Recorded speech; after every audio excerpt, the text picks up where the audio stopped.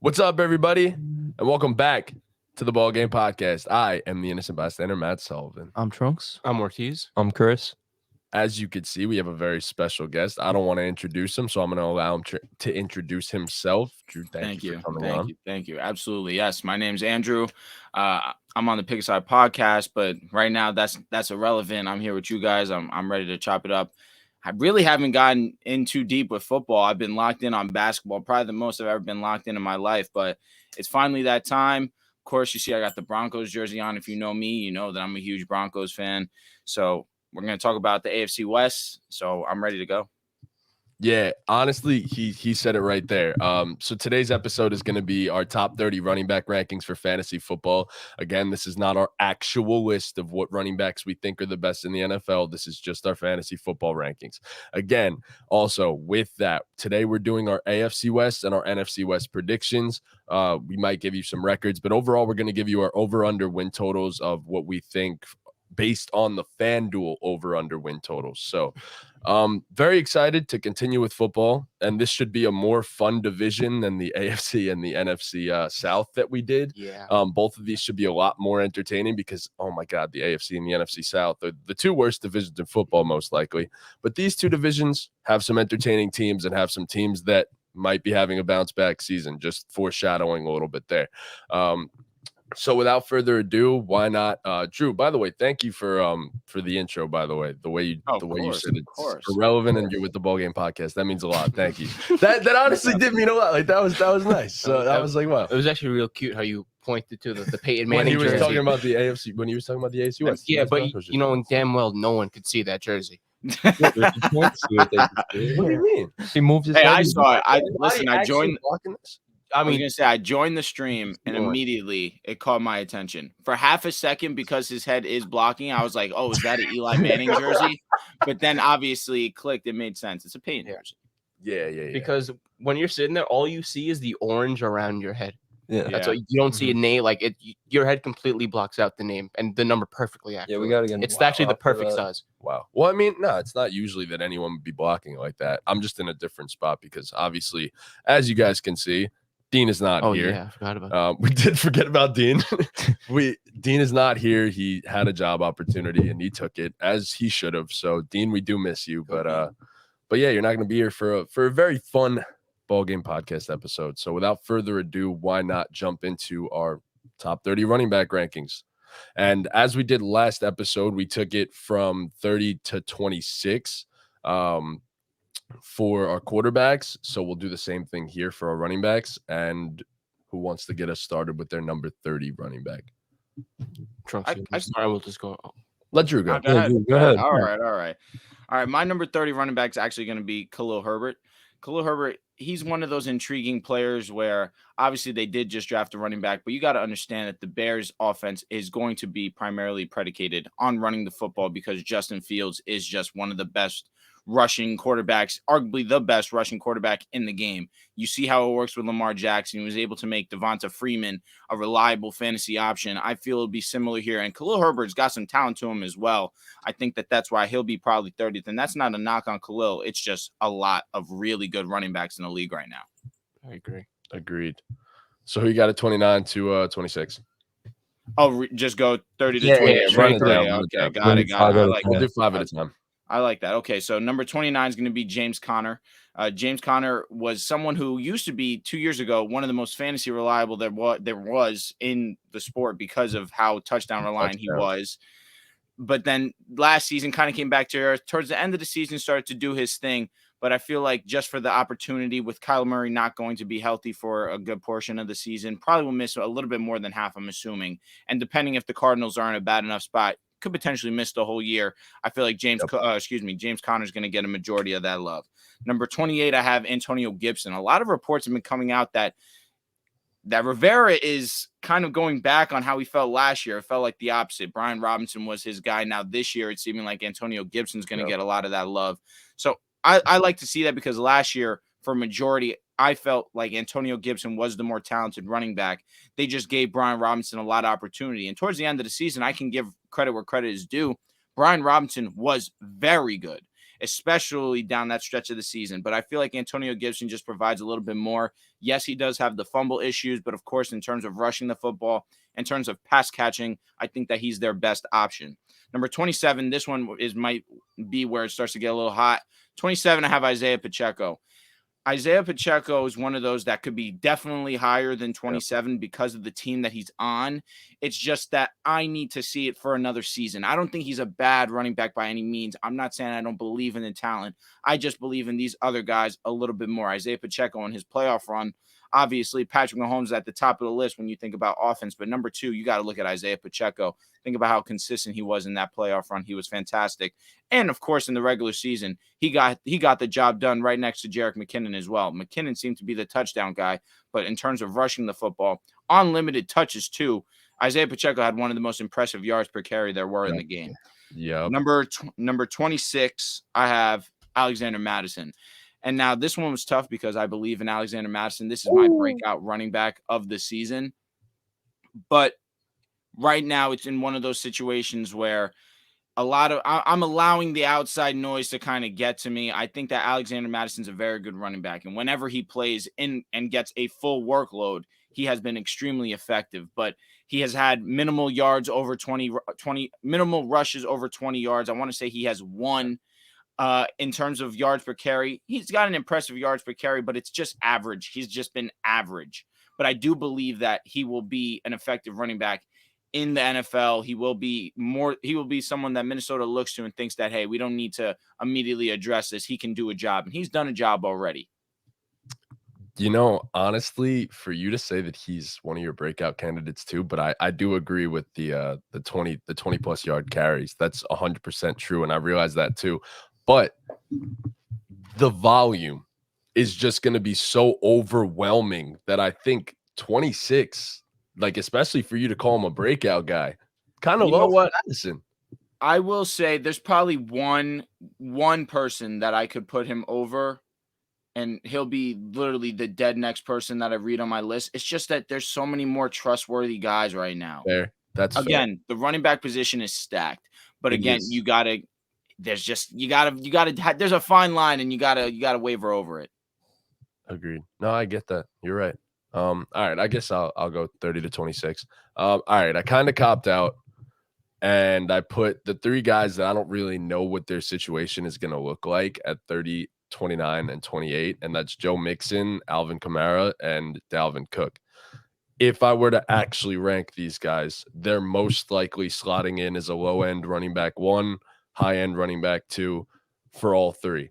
If Alvin Kamara doesn't play 6 to 8 games, whatever the case, he's most likely going to be a top 30-ish running back, 35-ish running back if he still gets 10 to 11 games in this season, I think.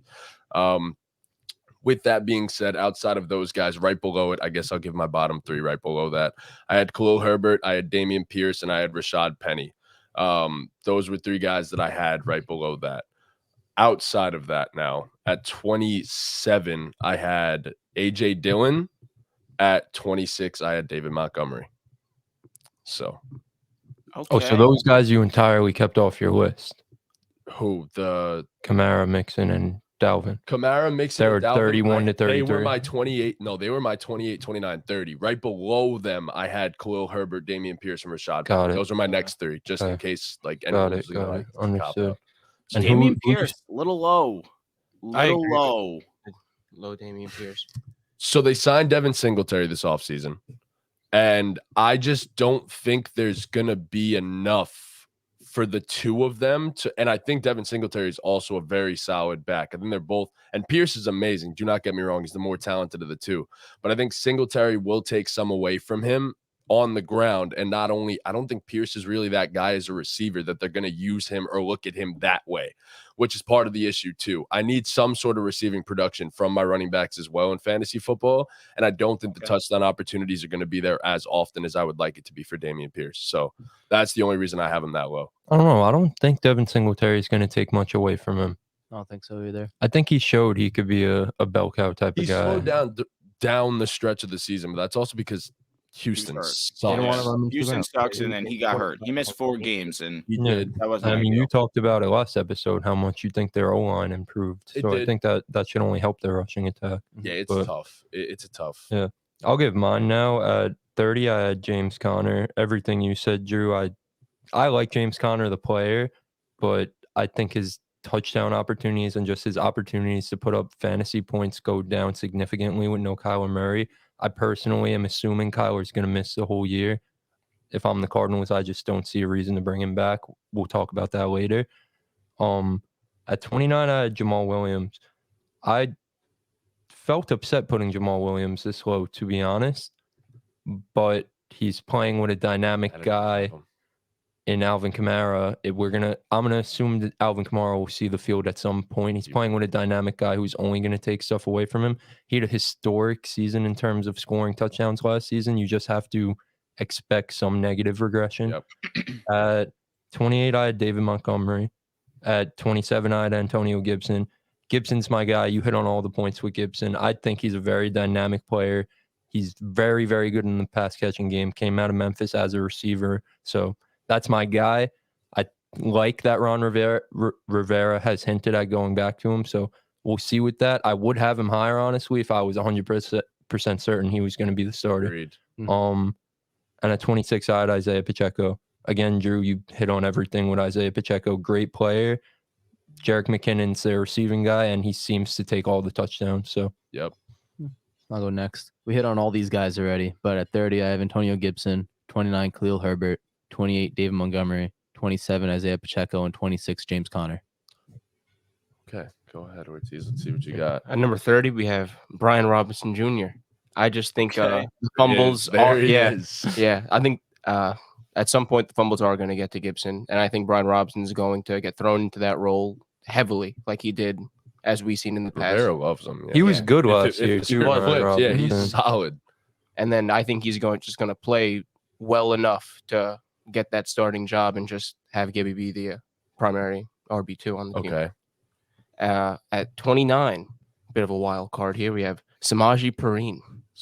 Yeah. Nice, man. Shout out to my boy P Ryan, man. Yeah, Listen, that's bro. a sneaky pick. That's I a sneaky agree. pick. Yeah. With Mixon it being in whatever Bro, Thomas. he's no longer. It's not on. He's on the signed with Broncos. the Broncos. Oh my goodness. He's the guy. backup Wow. to Javante. It's all right. You could say that Javante's hurt right now. Same Javante's hurt. The same thing goes, Yeah. honestly. With Javante being in the injury situation, he's in Got him. it works. It Yeah, does. It does With work. the situation that he's in now, Samaje Perine is going to get a lot of those touches, I feel, being the primary running back on the team. With Denver Broncos' new and improved O-line, Yep.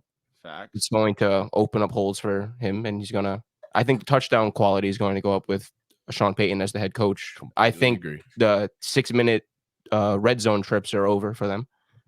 Yeah, bro. Yeah. How long is Javante out for? So he might actually be yeah. ready for the start of the season. I'm pretty sure. Facts. But the issue is, it's always the first season that a running back comes back from the torn ACL. It's typically not their best season, which kind of scares me about a guy we're going to mention a little later as well. Well, he tore everything. Yeah, his Yeah. entire leg. It was Exploded. Well, yeah. we've seen my heart players exploded. My heart tear exploded when individual that muscles happened. and come back. He tore his entire leg. Yeah, it's a tough sitch. I like Samaje Perine though, and he's very good in the pass catching game. He would He be is. like in my 31 to 35 range, but if Javante is missing time, move right up. I think he's a RB2 if Javante gets hurt, honestly. Like Yeah, a pretty solid I see it. RB2 nonetheless. You know what? I'm thinking about my list now, and maybe my love blinded me for Javante. He's one of those guys that I also could look at Madison and think that I could switch just for the fact that we're not sure about his status for the season. But then there's also another guy that we're going to talk about that's probably fringe top 15 that his status is up in the air also in Breece Hall. Yeah, So it's that's like you exactly who Yep. I was mentioning before. Right? Yep. You trust the talent. You understand how great they are, but it's a matter of, are they going to be on the field? Are they reliable enough to be trustworthy in the lineup? Yep. I agree. That's why I kind of safely ranked him. We're gonna get into that though. I'm still on my I still have 28 to 26 to go go. Yeah. ahead. Go ahead. We have 28. We have Alexander Madison, someone we've touched on. Yeah. So low for him. Sorry. So low. Sheesh. I'm sorry. At Hurts. 27, we have Jamal Williams. Chris hit the nail on the head with that one. I think that's going to be the phrase of the day. Is hit the nail on the head. Okay. 26, we have Rashad White.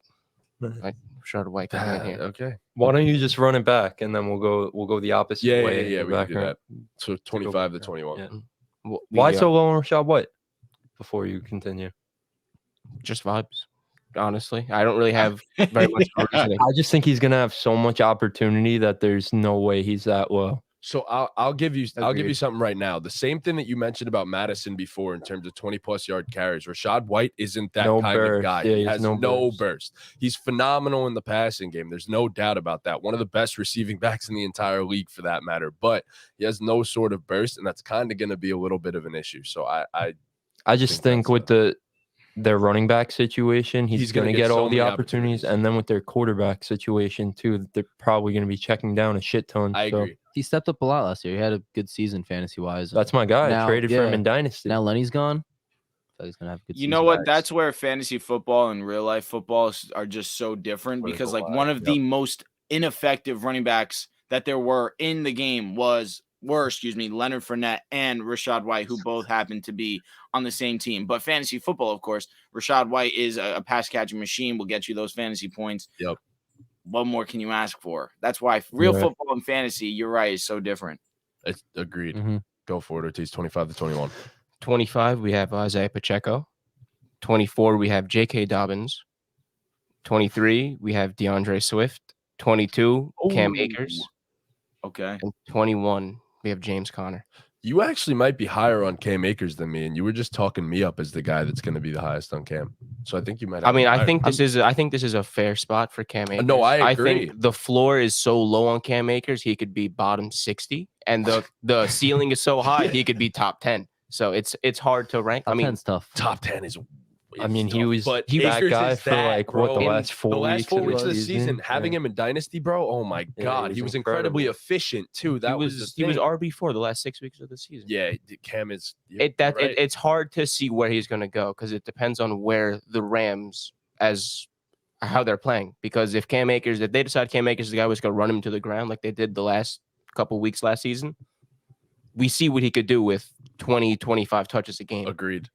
Compared to his normal when they for sure just take him out of the game plan altogether. No belief in DeAndre Swift. I love DeAndre Swift. It sucks that he's just always hurt, and we've seen the Eagles. I mean, use a committee.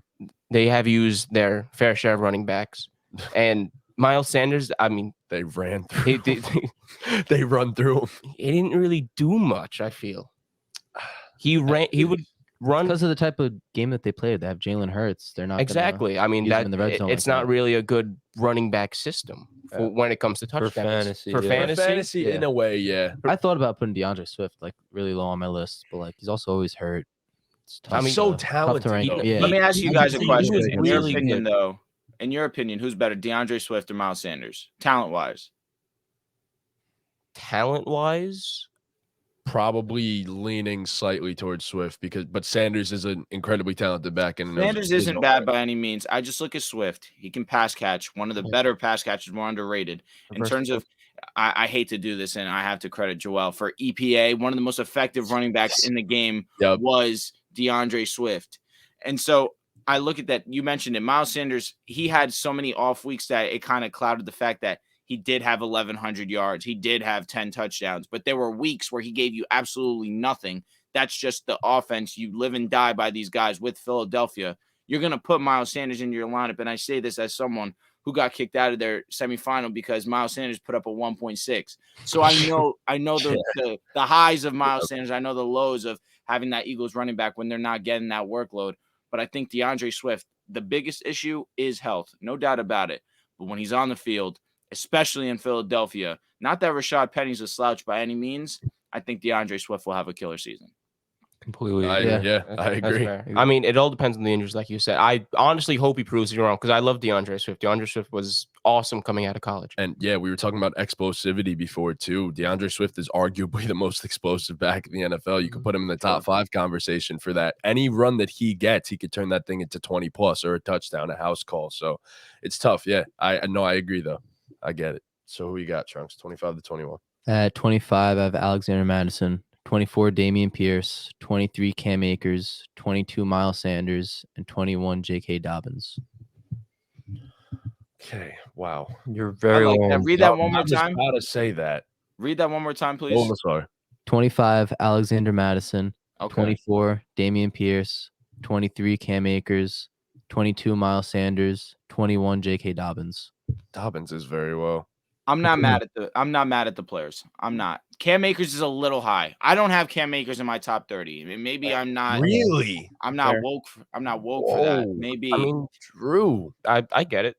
I was debating where I was going to put him. He's been very inconsistent. I just think so the way they ended Very. last season, I agree. they're gonna go in with assuming he's gonna be their workhorse. I Clear agree. The cut. last It's we really saw it's him, really he's on good. him. Like Agreed. if he shows up, it's his job to keep. You know what I mean? If So, given the opportunities, Cam Akers is that good of a running back. It's just he's also a guy that needs more opportunities per game. He's not a low usage kind of back. You kind of got to give him the opportunities. So, all right, here we go.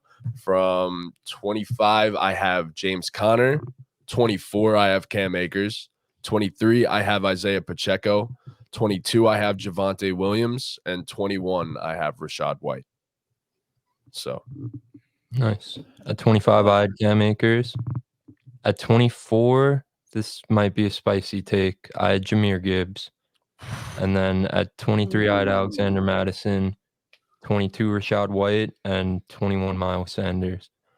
So the thing with Gibbs is I know he's a great player and he's an elite pass catcher. They took him in the first round like they're going to use him. But they also paid David Montgomery. And I know the Lions have a very diverse rushing attack. They'll use 2 guys. why? Yep. I just think after last season, the season that Jamal Williams had, they had their success with Jamal Williams. You know what I mean? They had their success, like just as a football team, forget about fantasy. They had their success when Jamal Williams was running for good games. DeAndre Swift was in and out of the lineup. So I think they're going to try and replicate that with David Montgomery. I have them both pretty low, but I think David Montgomery is just going to take away from Jahmyr Gibbs' workload, that he's going to be relying on a big play game. And he's definitely a guy who can make a big play.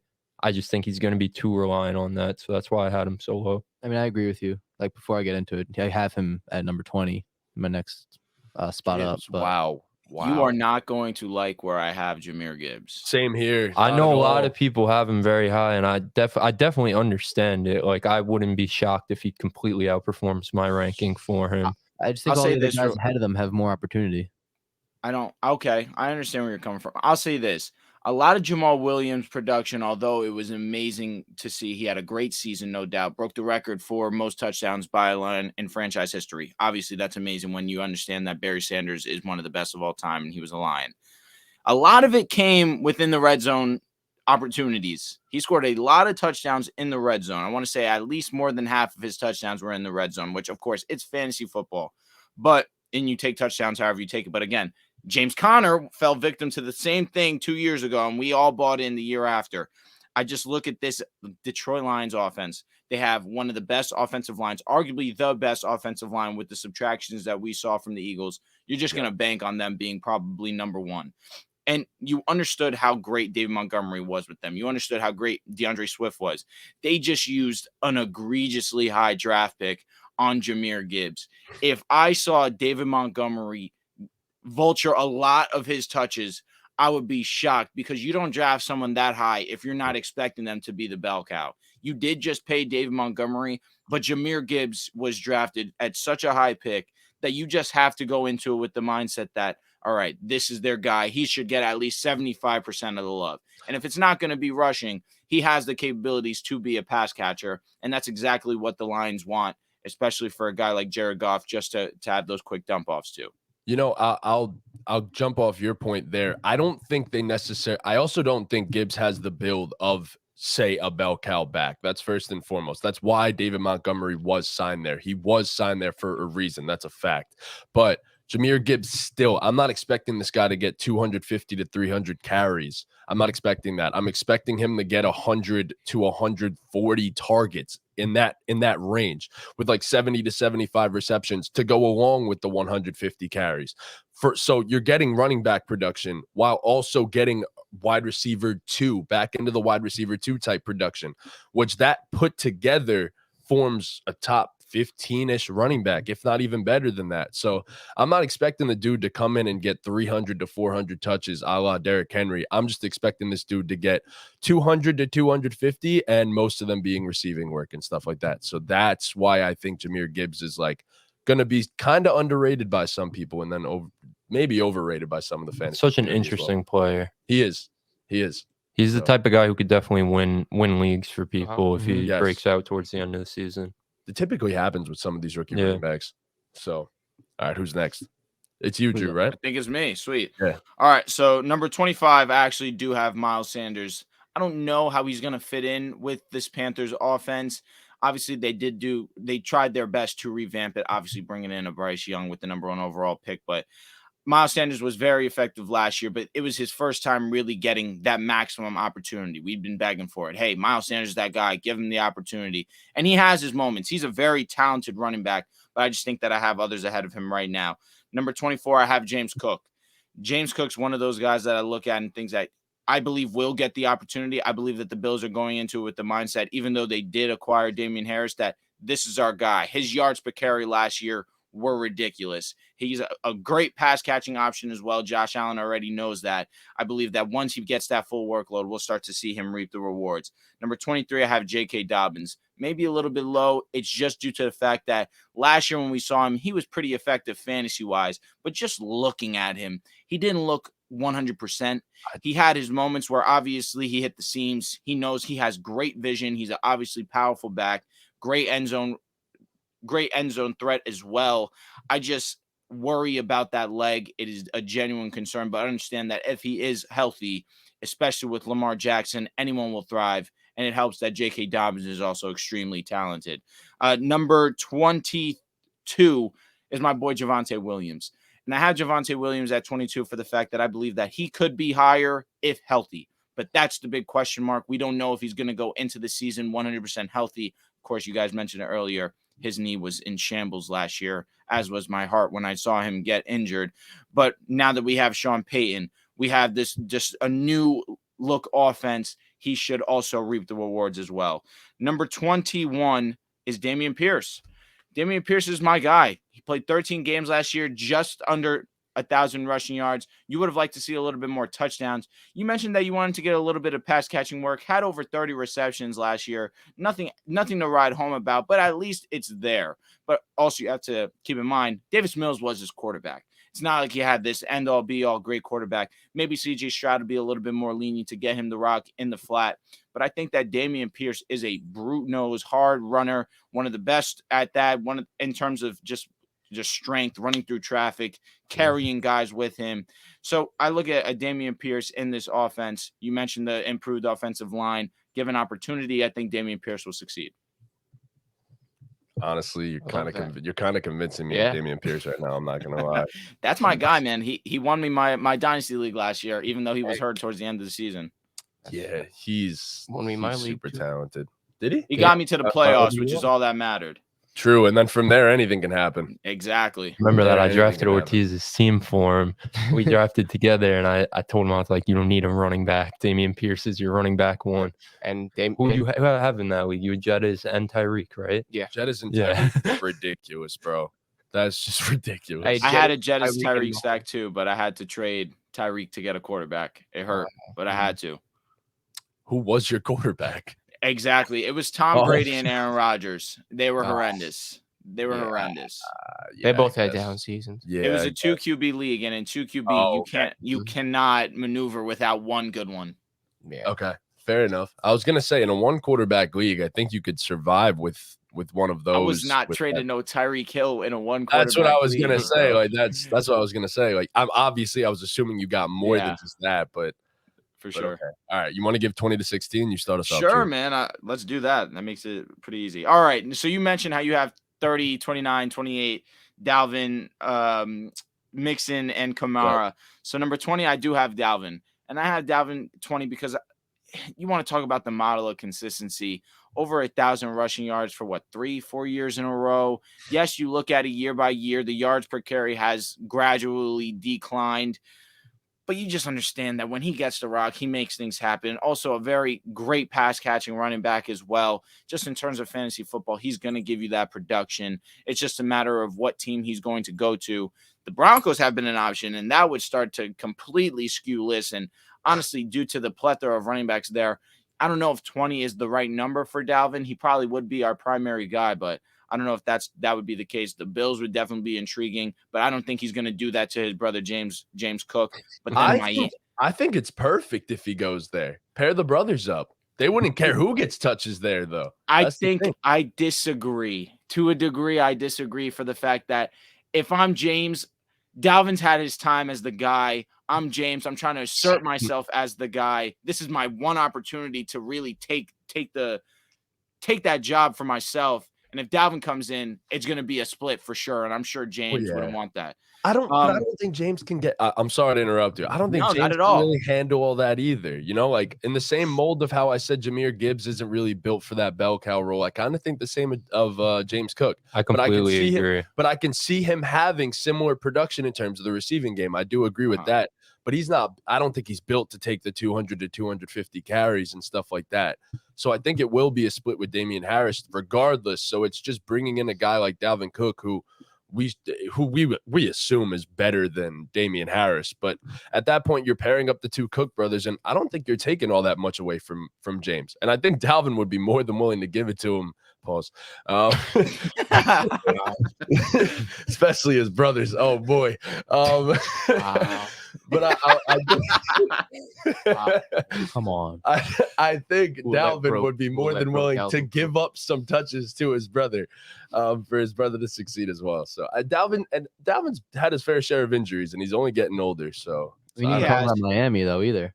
That's exactly the last that's where I think he ends up as well. That's where because that's when he enters top 20 conversations because that offense is just that scary hours offense. With the way that team can run the football because of Mike McDaniel with the running schemes there, I'd argue that he could be top 10. They have 17 running backs on that. Not team. crazy. They have 7 people that are able to take that ball and run for fucking 50 yards. But they're kind of mid. I say that with respect. Injury prone. Raheem Mostert, I love him when he's healthy. You mentioned it. He's injury prone. You can't trust him. Exactly. Jeff Wilson was very good last year in his opportunity. You also cannot trust him. He's solid. Dalvin would come right in and would fit a nice change of pace also because he's not as fast as the Tyreek, as the Waddle. No way. Even a Devon O'Shane, that's another one that you look at. He's probably faster than him, but a nice change of pace is still fast enough, but can do a little bit of both, or running through the tackles, running outside the tackles, and getting out into the flat. Number 19, I do have Joe Mixon. Now, Joe Mixon is one of those guys that I don't love in fantasy football, to be honest with you. I think that he is just the epitome of get you 9-10 points a week. You're like, okay, I'll take it. It is what it is. As long as my guy gets me 10 points, I'll live. But then he'll have those moments where he'll have the 2. He'll have the 3 touchdown games. And then you're like, all right, this is why I drafted you in the first 3 rounds. Exactly. Joe Mixon just has those capabilities. But at this point, I think that it's getting to the back end of that time period with Joe Mixon. They did just draft a Chase Brown. That's someone to look for in your dynasty leagues. I have Joe Mixon in my dynasty league. And my 3rd round pick I used on Chase Brown. I just needed to ensure I had that safety net capability. But he'll be productive. This Bengals offense is just full of talent. Joe Mixon is one of those guys that they trust and rely on. Piron got a lot of burn, and he strived in his limited touches as well. If Joe Mixon is healthy, I look for him to be relatively successful. Agreed. And number 18 is Alvin Kamara. These guys are just so difficult to rank. But understanding that Alvin Kamara, when he plays, obviously is one of the best backs in the game. Dual threat, one of the best dual threat running backs that there is. But I feel like at this point, we're starting to see Alvin, with with the 6 game or whatever game suspension that is looming with him, that's another guy that you probably drop in your rankings, but I have him in that middle ground where I don't disagree with you, Matt, that he probably with that 6 game suspension drops into that top 30 range, but just trying to hover in between, I feel like 18 is the perfect spot for him. Number 17, this is where I really start to worry as well, is Breece Hall. Breece Hall is one of those guys where if he's healthy, this is a top 10 back. We saw it last year. He was on his way to being rookie of the year, and that was with a great running back class. But I think that with the conversations that they're uncertain of where he's at in his recovery process, what week that he'll be back and returning, the fact that they had the idea of even bringing in an Ezekiel Elliott that apparently no team wants to sign, which also does make me sad. Ezekiel Elliott is one of my favorite players that there are in the game, but just not knowing where he's at in his recovery process is why I have him at 17. Number 16, DeAndre Swift.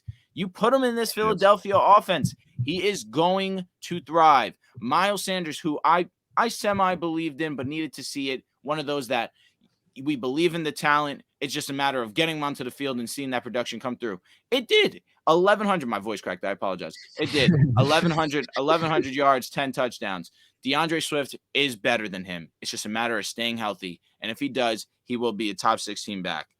Should I read 15 or stop at 16? Nah, stop it. We'll all give our 20 to 16. Yeah. Sounds good. One note on that. Rashad Penny is also very, very, very good when he's healthy. Like consistently, but that's the issue. He's never healthy. Neither is Swift. So the two of these guys are so damn injury prone, but when healthy are so incredibly talented that like if these two somehow manage to stay healthy, the Eagles might have the best rushing attack in football outside of Jalen Hurts. Yeah. That's the terrifying aspect of this team. Yeah. So not to mention an amazing offensive line still, because they just keep turning out elite offensive linemen like it's nothing. So here's the thing with DeAndre Swift. He misses games when you need him most in fantasy. Yep. So it makes you think, all right, I cannot trust him. This guy is injury prone. He's played 13 games, 14 games. Rashad Penny had 7 games where he was unbelievable. Yeah. 7 games in 4 years. Yeah. But it took him that 4th year for him to finally really, I believe it was the 3rd or 4th year, one of the two, for him to really break out onto the scene and say, hey, this is what I can do when I'm healthy. And then you believe in him last year. He goes in week 1, week 2, basically out for the entire season. Yep. I feel like I trust Swift more than I trust Rashad Penny by a significant margin. Understanding that if Rashad Penny's healthy, he is a dog. I agree. 100% hit the nail on the head, as your phrase goes. So there you go. Phrase of the day. Phrase of the day. Go ahead, Chris. We're doing 20 to 16. 16. All right. So at 20, I have Alvin Kamara, and 19, I have Joe Mixon. Drew, you said everything there is to be said about these guys. If they're on the field, they could be as high as top 10 guys. If they're not on the field for an extended period of time, they drop down into the 30s. Kind of impossible to rank. Dalvin Cook, since you mentioned him, I didn't even rank Dalvin Cook. It's hard for me to rank a guy that's not on a team. If he goes to Miami, he goes somewhere in between that 15 to 20 range for me, somewhere in there. If he goes anywhere else, he's probably on the 20 to 25 range for me. Agreed. But at 18, I have DeAndre Swift. I expect DeAndre Swift to have a huge year in Philadelphia. I think he's really going to put people on to like who he is in Philadelphia. I expect him to go in healthy, and we talked about it, I think, like 5 times already since we started this. Just one of the most dynamic pass catchers of the football at the running back position, with also the ability to break off big plays running the ball behind. I mean, he had a great O-line in Detroit, but he's still behind a great O-line here in Philadelphia, and maybe an even more dynamic offense. So expect DeAndre Swift to be great. At 17, I have Dameon Pierce, and another guy we touched on a little bit. You guys had him a little bit lower. I just think the volume's going to be there for him, and the team has improved immensely. I mean, we talked about it last week. They have a much better quarterback situation now, and they have one of the up-and-coming O-lines in the league. So I just expect Dameon Pierce to be everything he was last year and more. And then at 16, I have Breece Hall. Again, everything you said, Drew, the injury concerns scare me a little bit. I don't know if he's going into the season 100% healthy. If I was confident in his health, surefire top 10 guy easily, maybe even top 5. So that's that. Yeah. No, I like the Dameon Pierce ranking. A lot of respect put on his name, and I appreciate that. Yeah.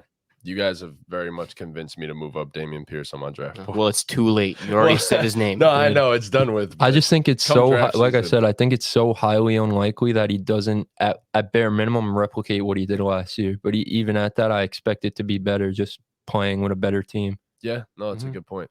After you do these type of rankings and you're debating with your boys, if you don't have that one guy that you had your opinion shifted on, you didn't have a good debate. You know what I'm saying? So that's why it's always good to have that one guy. Yeah, I'm feeling that way about DeAndre Swift right now. I'm feeling that way about Jahmyr Gibbs, honestly. Let's go. We're all getting that one guy. Hey, good Let's argument. go. Yeah. Good sports talk. Yeah, Dameon Pierce is that guy for me now. Oh my God. He hasn't top 5 now. I just looked at his list. he's currently above Austin Eckler. So all right, here we go. Where was my last guy? I think Rachaad White was my 21. All right. So at RB20, I have Miles Sanders. At RB19, I have Aaron Jones. At RB18, I have DeAndre Swift. RB17, this, as you guys stated before, this is a safe ranking for Breece Hall. And at RB16, Alexander Madison. Wow. So okay. All right, talk to me, Alexander Madison, 16, because I had him low. So we all had him low. Yeah, so again, Madison is a guy, as you said before. I'm not saying he's anything special because he's not a special talent at the running back position, but he is rock solid. And the thing about Alexander Madison is he can also catch the ball. Stop, bro. Don't look at me like that. Man, pause. All right. Okay. I'm not gonna lie, like you didn't say rock solid immediately. I was like, I didn't one of those gonna call him out. I didn't realize it. One of those gonna call him out. And then he looked at me and I was like, shit. I said, I did it again. But yeah, nah. And the opportunity with a solid offensive line over there in Minnesota that's only improving. I think there's going to be so much opportunity there that this is a guy that's going to end up with like 250 carries and then maybe 50 catches. And if you're getting 250 to 300 touches a season, I think no matter what, you're going to end up as a top 15 to 20-ish back. So that's the only reason I have him this high. I just think that team passes the ball so much. I agree. That's my concern with Madison. It's just the way they pass the ball. I don't know if he's gonna necessarily be guaranteed to get the volume that you think he's gonna get.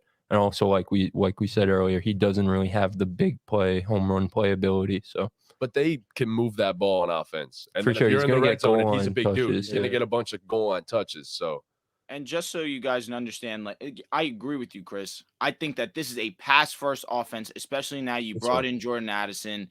You obviously have Jet, top 2, probably the best in majority of people's eyes at the wide receiver position. You can't forget Hawkinson. There are a lot of mouths to feed in this offense.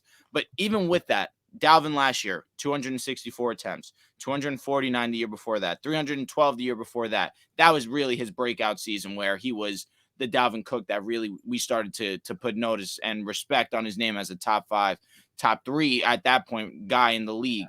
So I feel where you're coming from, Matt. I think that the opportunity is going to be there. Maybe not on Dalvin's level because they'll want to get the ball to Jet a little bit more, want to get the ball to Addison, especially now as a rookie, you want him to get comfortable in that offense. Absolutely. But there will definitely be touches to be had, and he'll probably see over 200. Yep, exactly my point. So for sure. All right, Chunks, what you got? All right, at 20, I got Jahmyr Gibbs. 19, Rachaad White. 18, here where I have Alvin Kamara. 17, Dalvin Cook. 16, Joe Mixon. Did you say Dameon Pierce yet? Yeah. Oh, okay. He was at 24. Wow. Yeah. 20, we have Miles Sanders. At 19, we have Jahmyr Gibbs. At 18, we have Dameon Pierce. We said everything to say about Dameon Pierce. Well, they did. Yeah. They did. Yeah, not me. It was not me. I was the opposite. Yeah.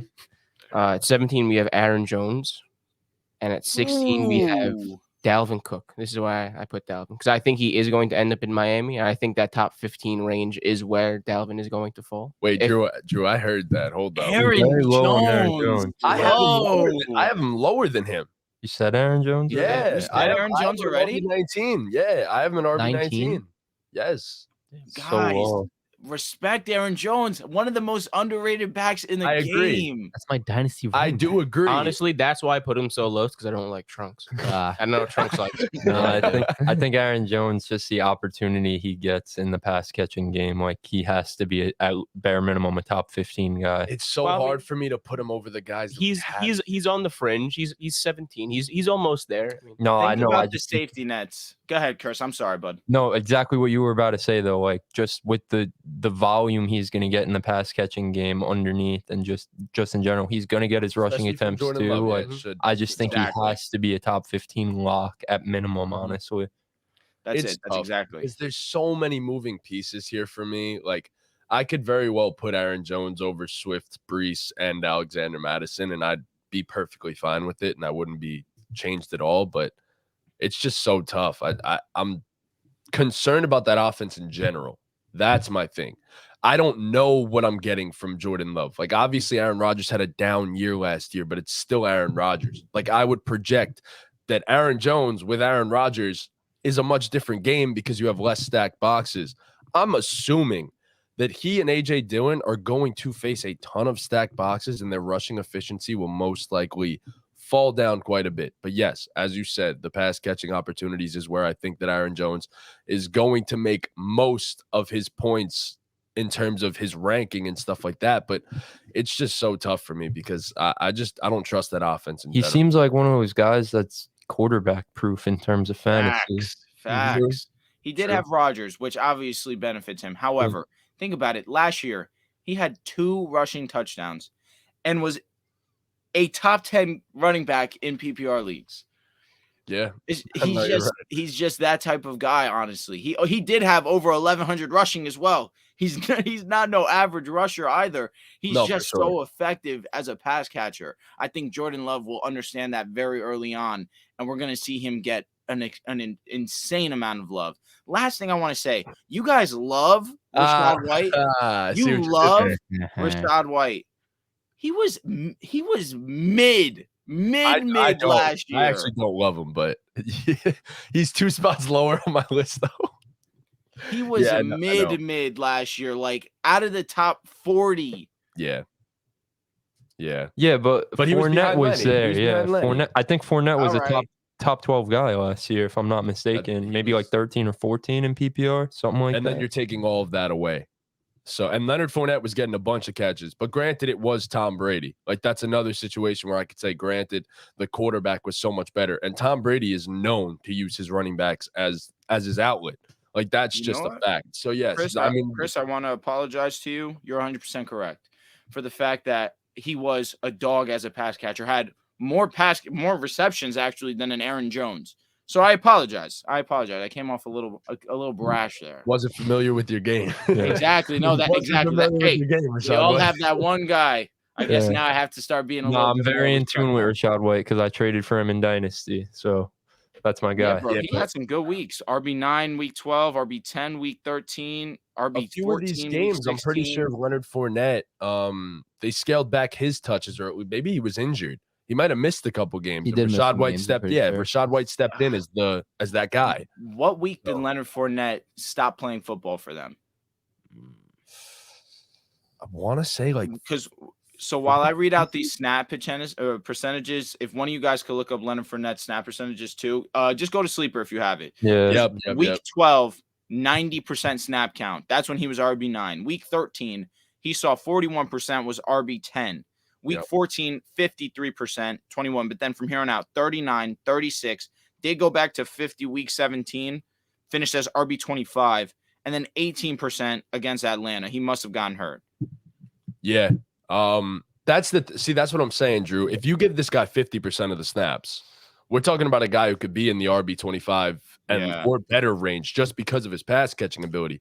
He actually had one of the 5 best catch rates in the entire league among running backs as well. So he doesn't drop the ball ever either. He's probably the most reliable pass catching back in the entire league, if I'm being entirely honest. I'm not saying you split him out wide or anything like that, but in terms of coming out of the backfield, he's probably the most reliable in the entire league outside of like Christian McCaffrey. No doubt. So- He was getting looks. He was getting a lot of looks. Yes, exactly. That's the only reason I have Rashad White so high. But yes, Aaron Jones, you guys are absolutely right. He's another guy that I'm looking at now. Like, yo, maybe I did put him a little bit too low, but yeah, you know what? As we stand here, I'm gonna put him above. This is so nice. Yeah, Because Yeah. RB16. Usually- He's now my RB16. we'd all ask Sullivan for his big board, but we're all making a board ourselves when you really think about it. Yeah, Yeah. That's Look the at that. Facts. Yeah, Fuck that's you, the thing. Sully. No, I'm happy. I want you guys to do this stuff. I don't want to do this. There's so much pressure on me. I mean, I always have. Yeah, I know. All right, Ortiz, who do you have at 15 to 11? Right, everyone did their 16. Yeah. At 15, this is where I have Brees Hall. Drew said fringe 15. I said, because I have him directly at 15. I like that. 14, I have Kenny Walker III. There he is. At 13, this is where I put Alvin Kamara. Yes, Drew touched on it a lot. Alvin Kamara is a game changer when he's on the field and playing. See, but that's the thing. He's gonna at least be suspended for what? We're assuming 6 to 8 games. And I now? don't know I- for sure though. Is the suspension a lock? No, I don't it's know. not a lock. It's not a, but I think it's, let's just say in the range of 6 to 8 weeks. So you're I saying think it's 6 to 8 weeks a fair guesstimation. Yes. you're saying when he plays, he's the RB13 from that point forward. I think he has top 10 possibilities when he comes back. And Okay. Can't argue that. No, Nah, but I Ortiz agree is with that. he's spitting. He's spitting. Especially, I mean, more consistent. He really has been I amazing. just can't take him earlier than a lot of these guys because That's of the fact fair. that he's going to get Facts. suspended. That's the I mean, only thing. He's going to be a steal. Yes, Yeah. agreed. He's going to go He's the later. league winner. Yeah, he's going to go later in the draft, and he's going to win people leagues. Yes, I'm going to take completely it. agree. Probably. Okay, fair enough. Yeah. Letting you guys know who I'm taking now. At 12, we have Najee Harris. Yep. And at 11, we have Ramondre Stevenson. My guy. Outside of the top 10. Outside I of don't the love top that. 10. don't love I that. understand. There's a lot of good backs. There Right? are. There are. But Ramondre's my RB1 in Dynasty. Well, actually, no, I lied. I Yeah, have a yeah. new RB1 in Dynasty. I was going to say you're in shambles if Ramondre's No, your no. Just you'll. Oh yeah. My RB1 in Dynasty is. the guy. I forgot who it was. The guy. I know who it is. Go ahead. All right. At 15, I also have Brees Hall. At 14, I have Kenneth Walker. At 13, I have Travis Etienne. 12, Najee Harris. 11, Aaron Jones. Nice. All right. At 15, I have Kenneth Walker. At 14, I have Travis Etienne. At 13, I have J.K. Dobbins. I know it's a little high, but I think J.K. is going to have a big time bounce back season. That is high as fuck. It is But- pretty high. When he was playing last season, he was incredibly effective. You He were was. saying it OD. before, Drew. You didn't think he looked like himself. I feel like when I watched the games, he looked every bit of the J.K. Dobbins that we saw him. And by the way, from the moment that he came back, he actually ranked in the top 5 in terms of broken tackle rate, which is incredible. Like, not only can J.K. run a dude over, he's a fucking bowling ball, like straight up, but he can also juke a dude out of his shoes too. Like, J.K. is that guy, and I love that about him. And I think there's more untapped potential here in his passing game usage as well. And I just think J.K., honestly, he's probably the one guy that we'll probably talk about later, like a guy that's outside of your top 10 that you would have. I think he's honestly got top 5 to 7 running back potential this season. I really do, especially because you mentioned in past podcasts that Lamar might be passing the ball more. So I think they're going to have a lot of opportunities. I love J.K. Dobbins this season. RB12, I have Najee Harris, another guy. Didn't have an amazing season last year in terms of production in real life, but in fantasy football, he always gets it done. And then RB11, here's my guy, Jahmyr Gibbs. I think he's going to be a fringe RB1 in fantasy football. So who you got, Chris? So at 15, I have Najee Harris. At 14, I have Aaron Jones. At 13, I have J.K. Dobbins. At 12, I have Ken Walker. And at 11, I have Travis Etienne. I like that. Nice. Solid. Solid. Who you got, Drew? I like that. So at 15, I have Ken Walker. Number 14, I have Tony Pollard. Number 13, I have Jahmyr Gibbs. Number 12, I have ETN. And number 11, Najee Harris. I heard a little hard breath when I mentioned Tony Pollard 14. and I get it. Tony Pollard obviously was unbelievable last season, one of the most effective rushers, one of the most effective pass catchers.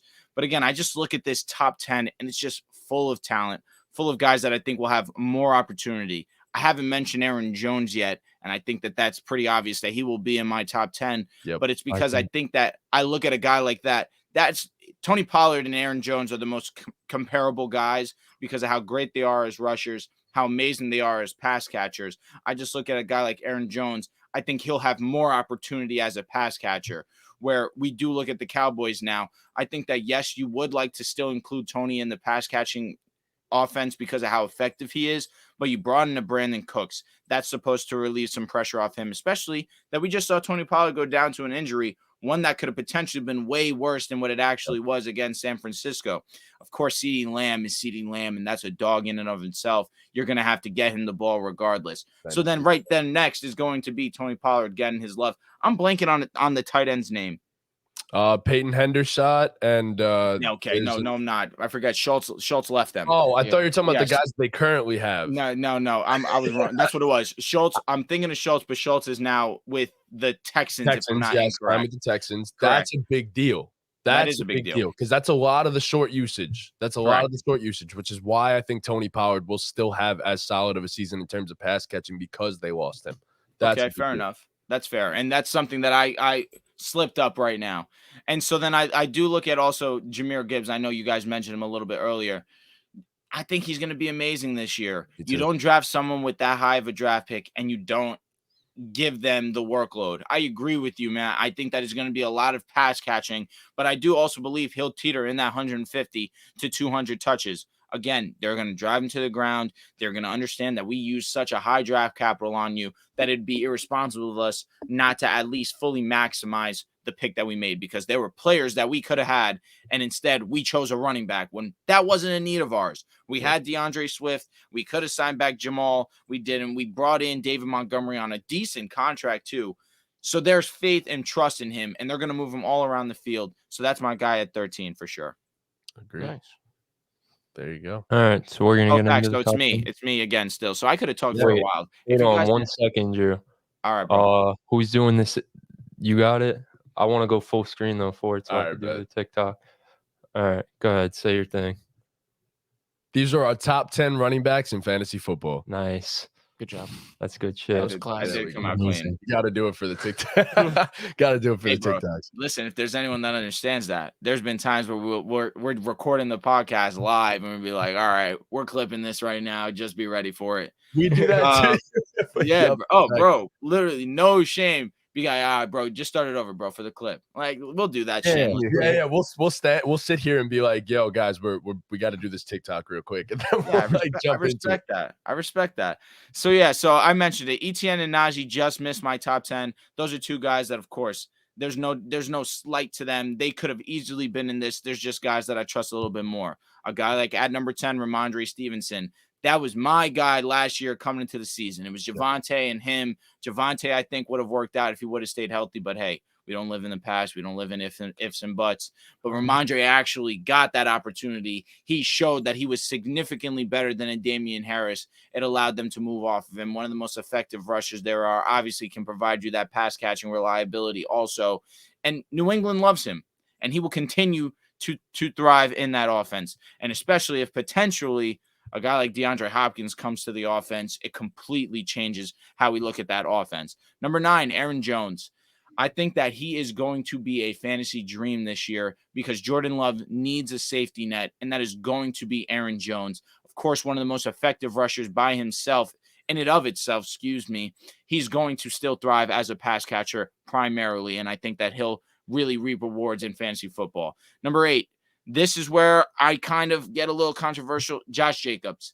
I think Josh Jacobs last year was so amazing. He ended up finishing as the leading rusher in the National Football League. A credit to him, praise to him.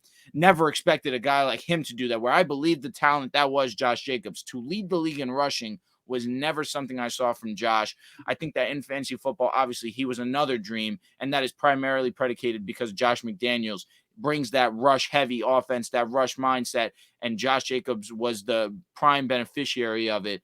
I just look at a guy like Nick Chubb, who I have at 7, and a guy like Derrick Henry. These are two of Nick Chubb is one that I could switch 6 and 7, but 7 and 8 between him and Josh Jacobs, because Nick Chubb's one of those guys that also does get injured at times where it's not that convenient. Towards the back half of the season is not as strong as he starts, but that start is amazing. And that start's good enough to get you into that fantasy playoff where you can actually make things happen. You just need to get there. Anything can happen. So I have Josh Jacobs 8, 7 is Nick Chubb, and number 6, Derrick Henry, the king. I just think that we look at his yards per carry every single season. It's gone down. He is Derrick Henry. He's going to get into the end zone, and that's really the only thing that matters in fantasy football. He's going to get his 20, 25, 30 touches per game, which will equate to 80 to 100 rushing yards at least, and he'll be a dog once again in the fantasy football season. Agreed. For sure. All right. Who you got? Me?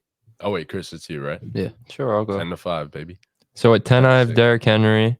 At 9, Josh Jacobs. At 8, Nick Chubb. 7, Tony Pollard. And 6, Ramondre Stevenson. My guy. Thank you. Ramondre just Thank you. was amazing last year. It's really that simple. He was RB7. Everything Drew said, he was great as a pass catcher. He was great running the ball. And if they add a guy like DeAndre Hopkins, that just makes this offense more dynamic and potentially gives him more red zone opportunities. Josh Jacobs, too, I just got to give him his love. That's my guy for life. I will ride or die for Josh Jacobs. I had him in all 4 You've leagues. loved him forever. I have his card in my drawer. Yes, you do. Yeah. But I had him in all 4 leagues last year. Didn't win a single one.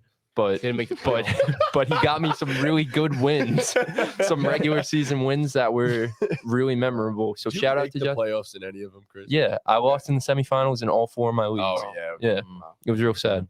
Wow. But Josh Jacobs, as incredible as he was last season, like you said, Drew, it's honestly impossible for him to replicate it. Yep. But yeah, that's my 10 to 6. I screwed up. I shouldn't have had Tony Pollard that low. Let's go. Let's I go. screwed up so bad. I'm All really right. thinking. So here he is. Speaking of the devil, RB10, I have Tony Pollard. So the reason I just said, hopefully, so my biggest issue with this, Tony Pollard is another one of those guys that you can argue top 5 to 10 most explosive runners of the football in the entire league. How much does the injury affect him? That's my fear. But still, regardless of all that, his floor is relatively safe because of the fact that he's going to get so much work in the passing game. Yes, as you mentioned before, they added Brandon Cooks, but they also subtracted Dalton Schultz, who was probably Dak Prescott's favorite close-range target in his passing game. So then, therefore, you add Tony Pollard into getting most of those Dalton Schultz touches. Obviously, you lost Zeke as well, and that means that he's probably going to gain a bunch of rushing oh my God, opportunities as well. Yeah. Rushing opportunities as well. Attempts is the word you're looking for. Yeah, thank you. So you pair all of this up together. Hopefully he gains that explosivity that he had. And we're talking about a guy that could rise even higher than this. So that's my RB10. My RB9. This is the only reason I put Josh Jacobs here at RB9 and not potentially higher was because he also doesn't want to be there. Like, he's not happy. He's expressed it on multiple different occasions that he just does not want to be there. He's going to hold out. I don't know if you guys saw the was it a tweet or was it a quote? I don't remember what it was, but he said, "I'm not doing this for me. I'm doing it for the ones that come after me." So he's going to probably hold out. And then not only that, this offense, it's They're not bad. all that. Like, I shouldn't say that because they have Devontae, they have Jacoby Myers, they have And Hunter Renfrow. They all like, want to leave. That's the thing. The entire team, no one Nobody wants to wants be to there. be there. Jacoby just got Jacoby signed. Jacoby, Jacoby can't go out there and play by himself. That's true. Jimmy G, we don't even know if he's going to be Jimmy healthy. and Jacoby. We don't even know if he's going to be healthy. But look, Josh Jacobs, obviously his talent alone puts him as a top 5 to 7 running back, arguably. But I have him at RB9 just because he doesn't seem like he wants to be there. At RB8, this is a shocking one. It's like Eric Bledsoe. Trunks ain't going to love this. No. It's Jonathan Taylor. No. I know I have No. Jonathan Taylor incredibly low, probably in comparison to everybody's list here. Wait, but where do you have it? RB8. 8? Okay. RB8 for Jonathan Taylor. But That is low. I know. I just think that there isn't going to be much work in the passing game in general, given the fact that you also have Michael Pittman, Alec Pierce, I think, and they just added the receiver in the draft. What's his name? Josh Josh Downs. Josh Downs, My yes, boy. another one. They have a bunch of talented receivers there that are probably going to get a lot of the passing work, but there's probably not going to be that much passing work in the first place. And yes, I know that means that Jonathan Taylor is going to get a bunch of carries, but passing work adds to a lot of that. So I think Richardson. he could go for 15 to 1,600 rushing yards, and then if Anthony Richardson ends up starting, that's a big deal. He's going to take a lot of the goal line attempts too, in the same vein of Jalen Hurts. So I think that's the reason that Jonathan Taylor, for me, drops down quite a bit. I should have put this guy higher because I'm very high on him. As you said before, Chris, Ramondre Stevenson. Honestly, one of the best all-around, most talented backs, and this isn't mentioned enough. Not only is the guy huge, he's like 6'1", 235. He's also got one of the best breakaway rates in the entire league. Not only that, he's got some of the best hands in the entire league. It's not often that you see a guy built like this at the running back position that's making the plays that he's capable of making. And then lastly, my RB6 is Nick Chubb. So not much to say about the chubby man. The RB6 chubby is high man. for chubby man. Yeah, wait till you hear where I have him. I have him at 0. He's Half ahead of Chubb, Chubb. baby. Go ahead. At 10, I have Ramondre Stevenson. At 9, I have Josh Jacobs. At 8, Tony Pollard. 7, Nick Chubb. And 6, Derrick Henry. What are you gonna have like Jonathan Taylor and Aaron Jones as your You're the RB1 only and 2? person who all right, Aaron Because you're Jones was two at 11. dynasty backs. We get Aaron it. Jones was at 11. And you're the only one that says Jonathan Taylor yet. That's fair. That's fair. That's fair. That is fair. Okay. At 10, we have Tony Pollard. You guys said a lot about Tony Pollard. I was going to say the fact that Zeke is no longer there. He's going to get an extra Probably 10 carries because 10 attempts per game. An extra 10 No, carries for the whole The season. whole season. Yep. That's how I took it for a sec, but definitely a game maybe. I know what you mean. Nah, I wouldn't say a game, but he'll probably get like 3 or 4 extra a game. Yeah. And Zeke was getting a lot. Zeke was getting a Zeke lot. was getting like they're gonna 15 to 20 they gotta a game. sign someone else there to take some Nah. pressure off Pollard. There's no Nah. way. But all right, continue. At 9, we have Travis Etienne Jr. At 8, Jonathan Taylor. Wow. Nice, man. Yeah. Let's go. Fuck that guy. Let's go. Yo, you're gonna hate this one. At 7, we have Bijan Robinson. Nice. What the Bugging the fuck You're out. You're crazy. That's Yo. Nice. wild. Let's go. I just think the talent is going to be allocated everywhere at the start of the season, and he's not going to get the touches he deserves. off Bro, rips. they Nah. drafted him 8th overall. You're bugging out, man. All right, we'll see. I don't give a fuck You're about bugging. Tyler Algier. He's solid, sure, but like, it's Bijan, bro. He drafted him 8th overall. I feel more confident to say that Bijan will be RB1 than I'll say that he's RB7. Agreed. Yes, 100%. All right, fair enough. Continue. 6, we have Josh Jacobs. All right. And yeah, There it that's is. Wow. Okay. Can I ask you a question? What makes you, and I love this because I also have Travis Etienne in Dynasty too, but what makes you so high on Travis Etienne? I just think because we saw what Travis Etienne could do when he's healthy and he gets the ball, he is a game changer. And now we've seen what Trevor Lawrence can do when he's settled in, has a coach, and how good he can be in the passing game. I just think the dual threat of having either Etienne run the ball 5 or 6 yards a carry, or having the weapons now on offense that Trevor Lawrence has, just gonna open up the field a lot more for Travis Etienne. Fair. Yeah. His passing usage isn't as much as you want it to be, though. That's the only issue with Travis Etienne. I think that needs to go up. I think it So, will over time. I hope so. We know he's a reliable guy. They've only added weapons. That's the thing. Calvin Ridley now there too. But I love Travis Etienne. I love this. I'm so happy you have him ranked so highly. So happy. hey, man, Yeah. Let's like, do the thing for top 5. Oh shit! it's all you, baby. Come on. These are our top 5 fantasy quarterbacks. No, these are running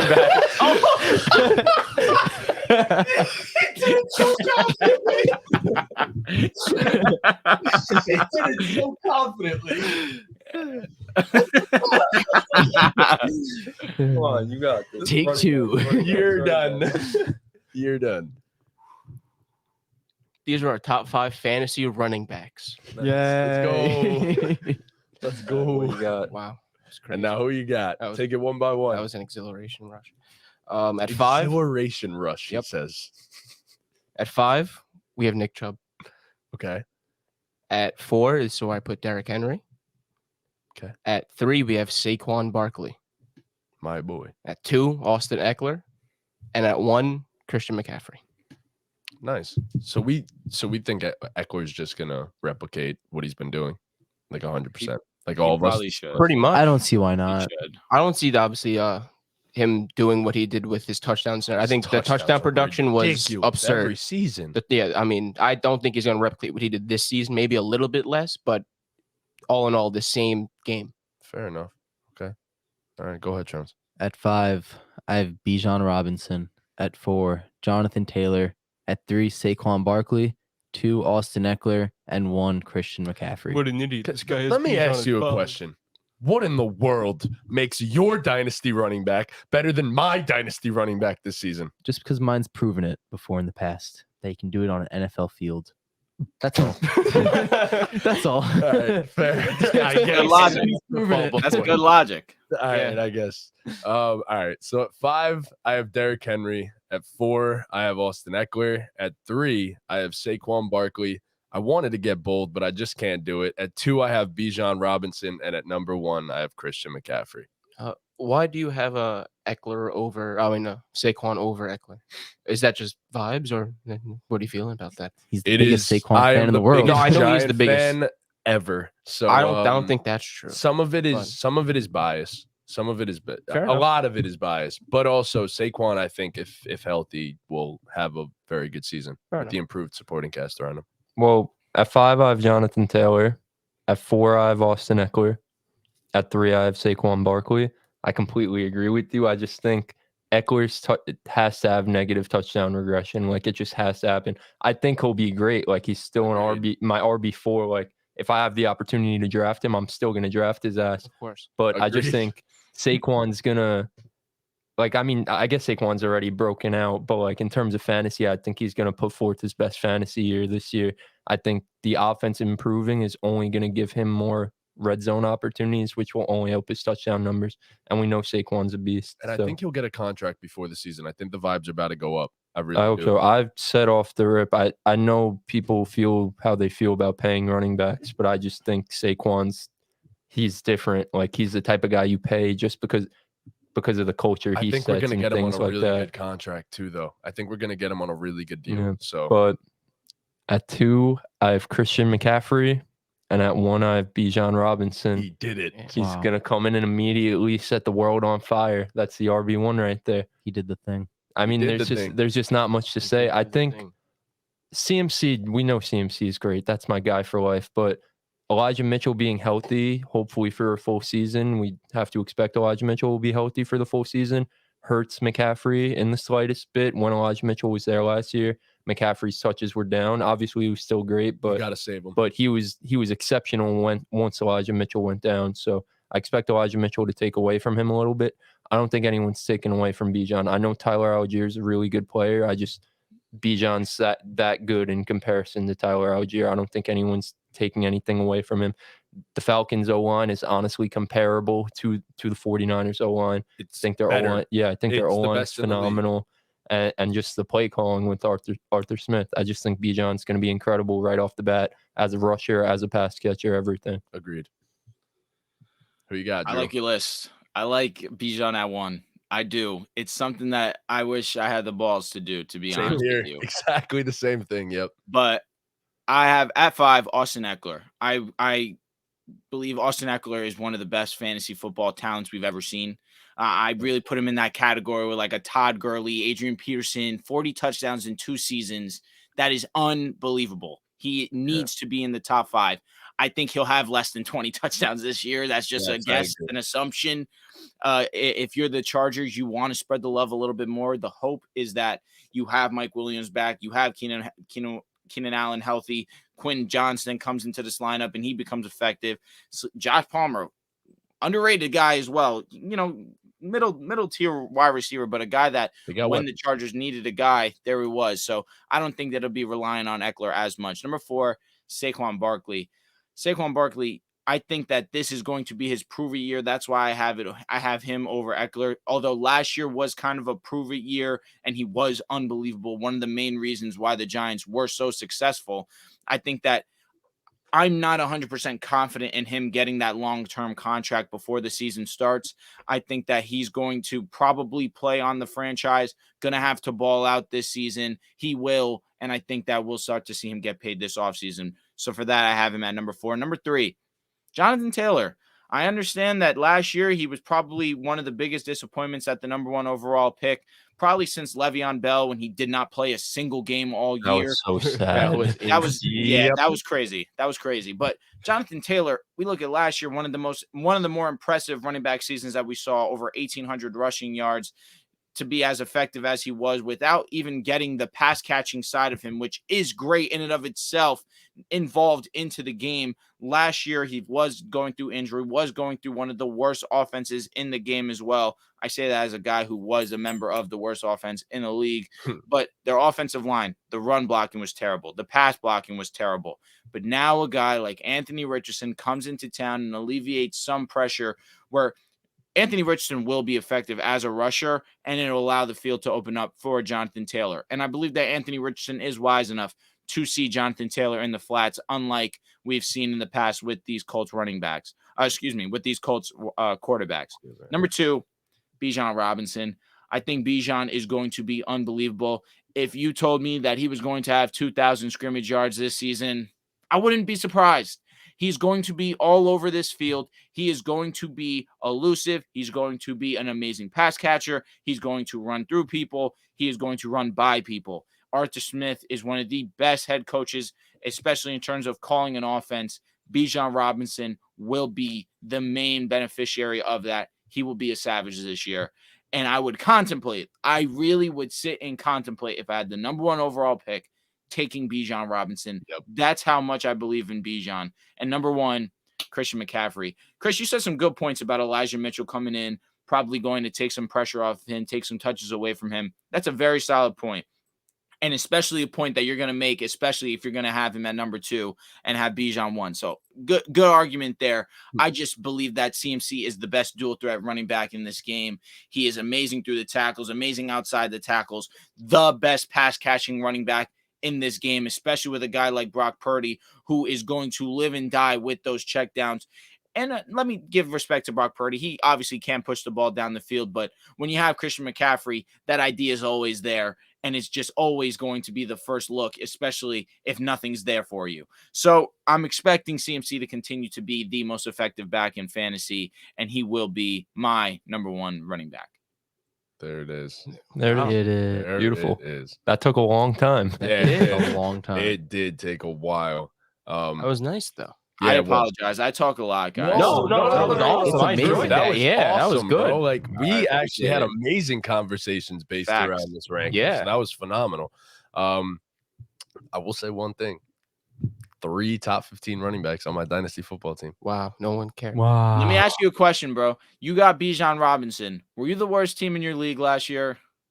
No. He owned every single. He had all the draft. draft picks. Every single nice. one. Not every single. Nice. No. Yeah, no. just the first what? 4? No, what you had?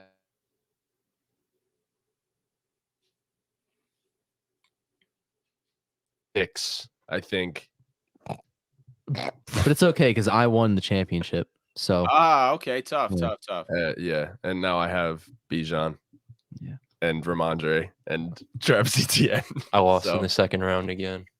Dude, I had a team that went 14-1. Oh man. I go to the championship. That's when Dalvin was top 3. That's when Derek was the best. That's when James Robinson was a dog too. Oh my God, I remember those days. And I lose in the championship because Alvin Kamara decided to wear Christmas shoes. yes, yes, Oh my God. that's so tough. Oh no. That's so He had like sad. what, like 56 points that day? Bro, he had I 6 can't- touchdowns. In our league, he had 62. 62. He had 6 touchdowns Yeah, in bro. a game. Joe Mixon ruined had a Christmas. 5 touchdown game this season, He right? ruined Yeah. Christmas for me. Yeah. I remember that. Oh my god. Yeah, nah. Alvin made it- Kamara scored 30 points in an NFL game by himself. That's insane. Yeah. Yeah, that's crazy, bro, when you think about it. All right, so that was our top 30 running back rankings. So now we go from there and we Shout out Give Cam our- Akers. Shout out Cam What? Akers. Shout out Cam Akers. Random person on the list I saw. 100%. Shout out Cam Akers. Yeah, shout out Cam Akers, bro. That's what I thought. Anyways, we're gonna give our division predictions for the AFC and the NFC West, and yeah, so I guess we'll start with the NFC West preferably because I kind of want to save the Broncos and get into that in a little bit, Drew.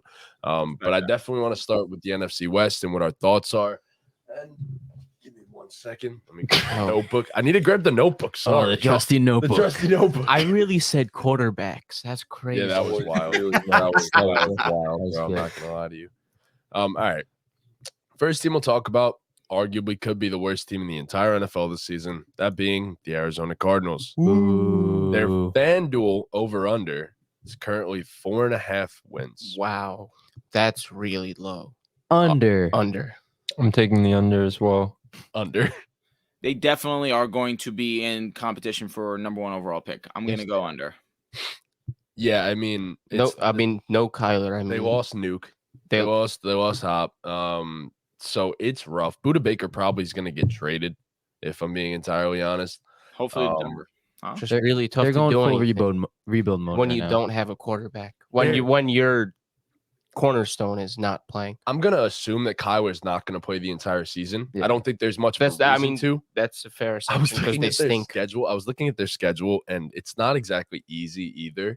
I actually had them losing like the first 7 or 8 games of the season. So yeah, I don't. Oh, wow, I know. Yeah, Wow. there it is. Yeah. Yeah, I mean it's just No. clearly obvious this team's in a rebuild. I loved their draft, getting Paris Johnson and then getting BJ Ojolari in the 2nd round. I thought that was great, but I mean they lost Zach Allen in free agency. They lost Byron Murphy in free agency. DeAndre Hopkins is gone. We expect Buda Baker to probably be gone at some point. So this team's just clearly in a rebuild. Kyler, again, we said he's not going to play all season. We're all assuming. So this team's just going to suck. They're going to be tough to watch on Sundays, to be honest. Yeah, Colt McCoy is their starting quarterback right now. Can't wait for them to have 4 Thursday night games. That's how the NFL schedule works. Nah, not That was a slight to my Broncos, and I didn't appreciate that. Every Thursday game being horrible. Bro, I just hate That's why they Thursday night changed it, though. football They games, made it bro. so that teams can play more than one this season. That's how it was last season, that they can only I play just one think each. in general, But, bro, I I think mean, it's a that- bad concept. It's not good for the players regardless. I don't like it. I really do hate I like it. To be watching it. honest, though, NFL it's a Thursday night. You had a long day. Football's on. You're not upset.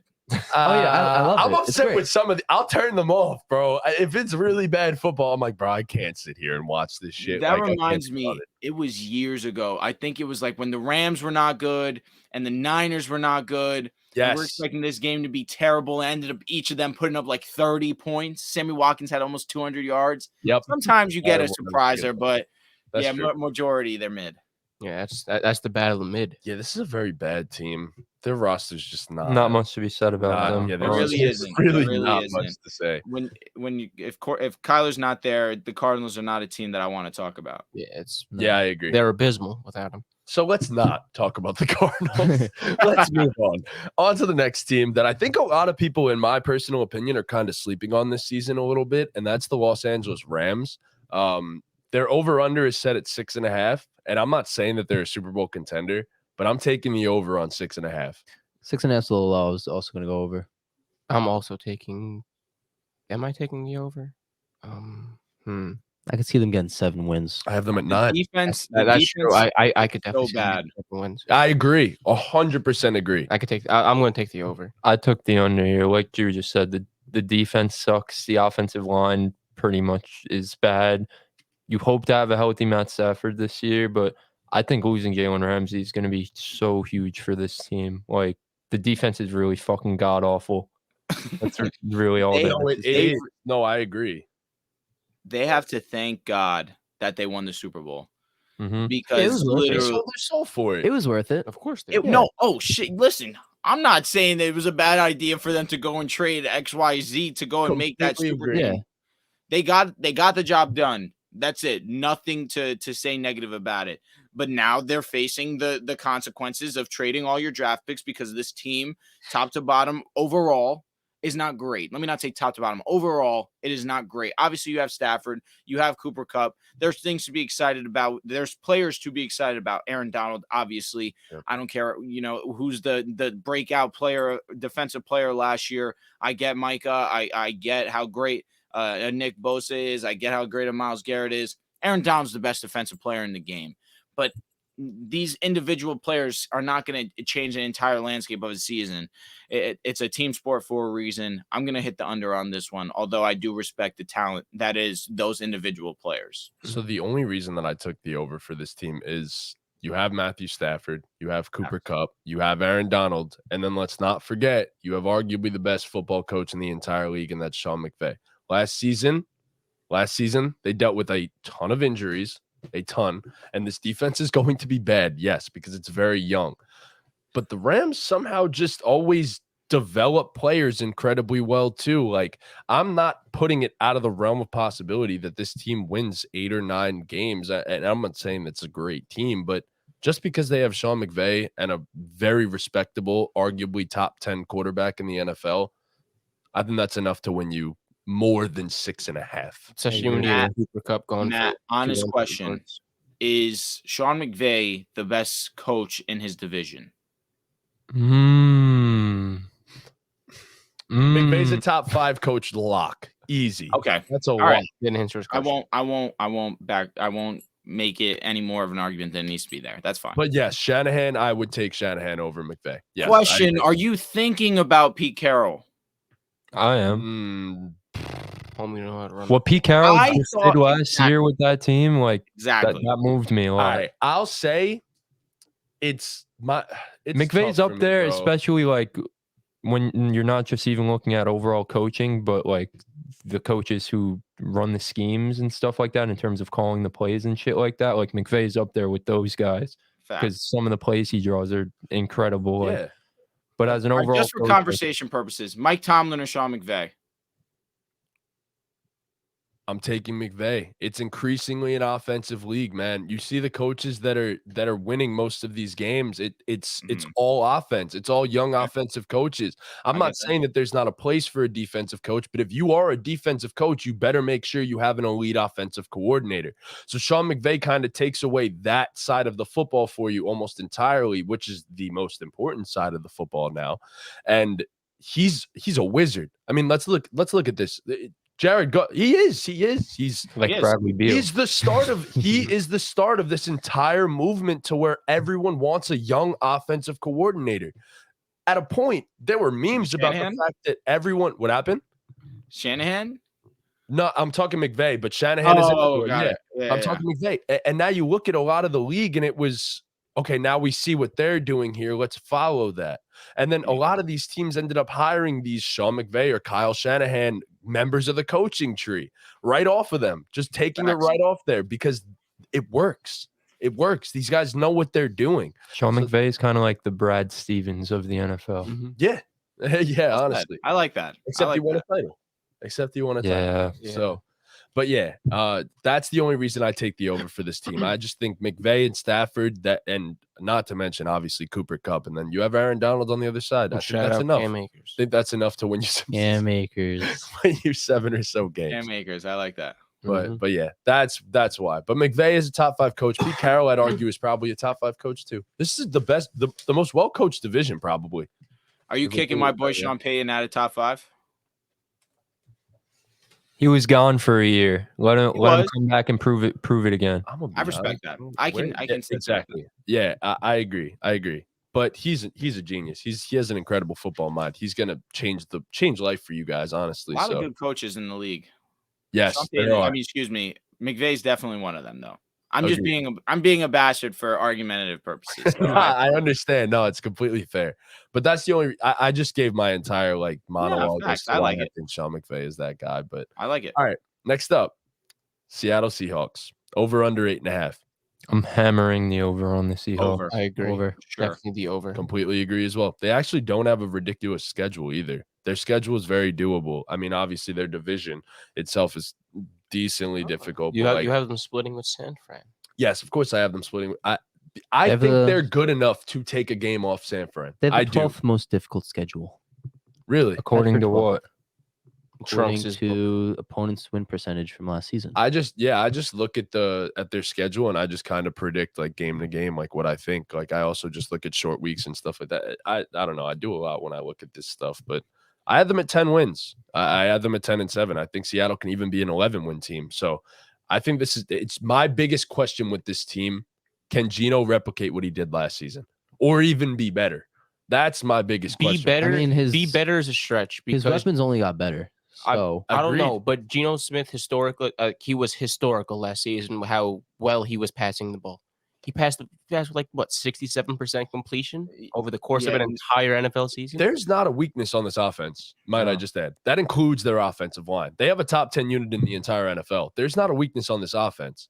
But can Geno again be as good as he was last season? I don't That's think my he could biggest be question. that good. I think Geno can be good enough to, as you said, get over 8.5 wins. I see this easy. 8.5 is an easy line for them. Okay. I think personally, I think Geno Smith is not going to be what he was last season, but he, to a extent, he will. What do you I'm guys not saying he's not going to be as efficient as he was last year. Last year was, I think, an anomaly. for I an think NFL that season. defense is really, really good. I think they're lacking a little bit in terms of edge rushers. That's what I do. That's the biggest concern. But drafting a guy like Devon Witherspoon, who could arguably be the best corner in this draft class, like he's going to be incredible, especially next to Tariq Woolen, Yep. who showed out as a rookie. Mhm. You have Quandre Diggs and Jamal Adams as your safeties. Like they have one of the better secondaries in the league. And then you bring back a guy like Bobby Wagner, who, yeah, he's old and regressed a little bit, but Bobby Wagner, he has all the intangible stuff. He's a great leader and a guy you want in the middle of your defense. And then an rated signing they made this year was Devin Bush coming over from Pittsburgh. Yes. He's gotten off to a slow start in his NFL career. He hasn't been probably what people thought he would be when he was drafted. But I think the change of scenery and learning from a guy like Bobby Wagner, who's one of the best of all time, could really help him break out this year. Agreed. I think there's a lot of young pieces on this defense that could turn out to be some. I mean, Jordan Brooks is a solid linebacker as well. Not to mention, you mentioned an underrated signing this offseason. I hate to say it because we lost him, but Julian Love. Mhm. Julian Love as the third safety. And I mean, look, if Jamal Adams, we can never guarantee health with him anymore, but He's even back if he gets though. hurt, yeah, exactly. Exactly. Even if he gets hurt, having Julian Love as your third safety, he's one of the most accomplished third safeties now. I mean, we have to be talking about that. I loved him as a Giant. He was an incredible leader. I'm pretty sure he was a defensive captain as well. It sucks that we lost him, but they gained a great piece there too. I mean, this Seattle Seahawks had a phenomenal offseason. There aren't many weaknesses on this team. And I will say that you just talked about their pass rush. I think there's one guy there that's going to break out big time, and I think it's Darrell Taylor. I think Darrell Taylor is going to have a massive breakout season. His first 2 seasons in the league, he had 6 sacks and he had 9.5 or 6.5 and 9.5, something like that. But Darrell Taylor has consistently been good since stepping into the league, and he's leveled up from year 1 to year 2. Why not expect another jump from year 2 to year 3? So I like that a lot. And of course, them stealing Draymond Jones from my Broncos, that's another great addition for them. You look at this team overall, they're in conversation for having a top 10 unit in general. They just have talent all over this team. You mentioned it. Offensively, DK Metcalf, Tyler Lockett, drafting JSN.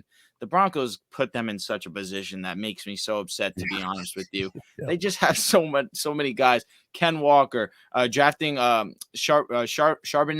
Charbonnet, elite very much. backup running back. Elite backup running back. Think about how talented of a team you have to be that in the second round you're just using a pick on a running back just because you have that luxury.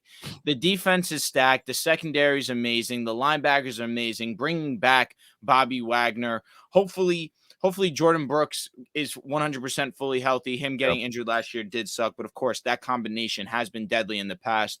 And Bobby Wagner was an all-pro last year. He's still like that. The pass rush should be better. It will be better, I believe. But definitely, Chris, I agree with you. If there's one thing that, if we're really nitpicking, is going to be this defensive line. But overall, this team is amazing. I think that 8.5 is disrespectful to them. I just applaud their front office too, because too. they were in the first year of a rebuild last year, but they exceeded everyone's expectations for them, and they realized like, all right, we really have something here. We can make some moves, and this is a really good roster, and we can maybe compete earlier than we expected. Especially in a wide open NFC. Yeah, I Wide open NFC. think it's really good management doing that. I'm not It just necessarily also saying, sucks that they're in the division with the Niners. That's Yes. the thing that really holds you back. Look, I'm not saying it's out of the realm of possibility the Seahawks can win this division, though. I'm just throwing that out there. That's onto this next team. Speaking of, I mean, the San Francisco 49ers. They're over under 10.5. What are we taking? It's a high over under. It is. Over. I'm taking the over. I'm taking the It's over high, also. but Agreed. it's I'm high, taking but I'm the gonna over. take the over. I took the under. I think they get 10. I think they could win the division with 10. They Yeah. could. I You have the Seahawks I don't both. know. I think Could they're they both win? going to win 10 games. I Them have and the the Seahawks Seahawks. with 10 wins. I think they're both agree. going to win 10 games. I have the 49ers winning 12. The quarterback, because I was the only one who had under, I'll just go first. The quarterback play. I know it hasn't been a problem in the past. It's hard not to be concerned. Like, I'm predicting a team's win-loss record, and I have no fucking idea who's going to be their starting quarterback for week 1. They have such Like, it's high just- expectations. Yeah, it's just but hard for me to predict. You guys are probably right. Like, they probably are going to go over. It's so hard to take that over when I don't know who the quarterback is. Respect Brock Purdy. That's he's Niners great. quarterback. He was But great the issue last year. is the fact that he had the torn UCL. Right. That's the scary part. It's not the fact is that he I ready for the disrespect start of the Brock. season? I'm Yeah, pretty right? sure he's He going will to be be. ready. He's He's Yeah, already. Yeah, he's almost. If he's not already, he's almost at the point where he's starting to throw. Okay. Yeah. It's just scary, man. If you guys had to choose Brock Purdy, Trey Lance, Sam Darnold, pick one. Well, you have to start obviously Brock it's Brock Purdy. Purdy. Yeah. Without question, he earned that spot. My to start issue off is the if season you with have us. to choose, are you choosing Trey Lance or Sam Darnold? I'm choosing. At that point, you have to choose Trey Lance. If as a I'm- draft pick. Yeah, if I'm the 49ers, I think there's more upside in Trey Lance than there is in Sam Darnold. When are they trading him? Yep. Agreed. When is that happening? No. Because I think he's just the sunken cost for the 49ers. If he now. doesn't clearly win the job by going into the season by week 1, which I don't think he will, honestly. I think it'll be either Darnold or Purdy. Agreed. Then it's time to start fielding offers for him, because there's a team out there who will take a chance on him. 100%. AKA the Titans. Yes, absolutely. I don't think that you need too much from the quarterback in this system. I think you just got to get the ball in these receivers' hands, man. Like, we're talking about George Kittle, we're talking about Deebo Samuel and Brandon Ayuk. These are some of the best guys in the league in terms of yards after catch at their positions. I mean, Christian McCaffrey, another one. I mean, come on. I mean, they've been doing it for the past few years. Like, yeah, Jimmy was really good. He's been really good, but he's been nothing. He was nothing special. It was nothing special. Yeah. No. Brock Purdy was just as good, if not maybe even slightly better than Jimmy G. He was better. Exactly. Like, that's why I'm saying it sucks that Brock Purdy got injured. That's the worst thing ever. And I hope to God that he comes back healthy, because I want to see what this team is capable of with him at full health for an entire playoff run. That's what I want to see personally. But outside of that, Dean was with me on this, surprisingly. I don't know why. We have a weird feeling that if Sam Darnold gets an opportunity here, Sam Darnold's going to prove a bunch of people wrong. Surprisingly enough. I don't know why I have that feeling, but I just have that really weird feeling that it's just Sam Darnold's time. I don't know. Honestly, none of the quarterbacks are obviously better than each other. I don't think it's just Brock Purdy. Purdy Brock was the Purdy best earned of the it. three He by obviously far. earned it. Yes, but it's up for grabs. I think They're all still. in the same tier of quarterback. I Yeah. think that's what he's trying to You say. know what's crazy? We're just talking about the offense right now. That's not even what wins this football It- team games. Yeah, the No, defense. That's not even yeah. what wins this football team games like that. This defense is one of the most talented units I think I've ever seen in my life, Tight. if I'm being entirely honest. Not only did you have the best pass rush, or second best next to Philly, you might now have it because you took one of those guys away from Philly in Facts. Javon Hargrave. And Javon Hargrave has been incredibly dominant, especially last season. And it's not like he's going from a great defensive line to a bad defensive line. He's going from great to just as great. He's going from 1 to 2. Yeah, like we're talking about a rotation, not to mention that they got Javon Hargrave. They also added guys like Kerry Hyder, Cleveland Farrell, and these are low-key additions, sure, and they're not guys that you're going to know. But there's one thing that San Fran does that the Eagles are also great at. They continuously rotate guys, and they put guys in the best possible position to succeed on that defensive line. And that matters. That matters big time for guys like this especially. So I'm just saying that defensive line makes life a hell of a lot easier on their corners. So this team is ridiculous. This team is insane. And it also helps, obviously, that their secondary is very solid in and of itself. Talo Hufanga was the breakout player last year. Charvarius Ward, who I was very high on as a Bronco fan, him being in Kansas City, understanding that he put the clamps on Stephon Diggs in the AFC, not the championship game, the game before that, the AFC divisional round. Yeah, I think the it second was round, whatever it is, the second yeah. round. Charvarius Ward put the clamps on Stephon Diggs, and Charvarius Ward carried that over into this year and became one of the best corners in the game, probably a top 10 corner in my opinion. Yep. And so then you mentioned it, this defensive line is going to be the best because they took Javon Hargrave and they added it to the second best of last year. So now we're automatically making that one the best by far because Nick Bosa is a demon. Of course, one of the best defensive players in the game. Like, that's what I'm saying. Eric Armstead's a dog. Dre Greenlaw is a dog. This offense is going to be phenomenal. Of course, I'd be remiss if we didn't mention Trent Williams being the best left tackle in the game. Of course, we talked about the head coaches for a little while. I think Shanahan is probably the best coach in the NFC, just off the top of my head, because all the other great head coaches are on the other side. You have Bill, you have Andy, Sean Payton now is in the AFC, Mike Tomlin's in the AFC. Shanahan is just one of one in terms of creating an offense and creating a system that allows their quarterback to be able to have the success that they do. So I'm just looking at San Fran. They're stacked with talent. So I'm just going to go over 10.5. I agree. This team is loaded, top to bottom. The only issue that I have with them is they lost a right tackle, a certain right tackle that I think you're very familiar with now. Shout out to my dog. That's my dog now.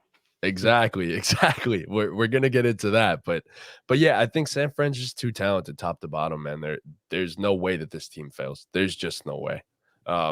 Famous last words, honestly. But all right, breakout player.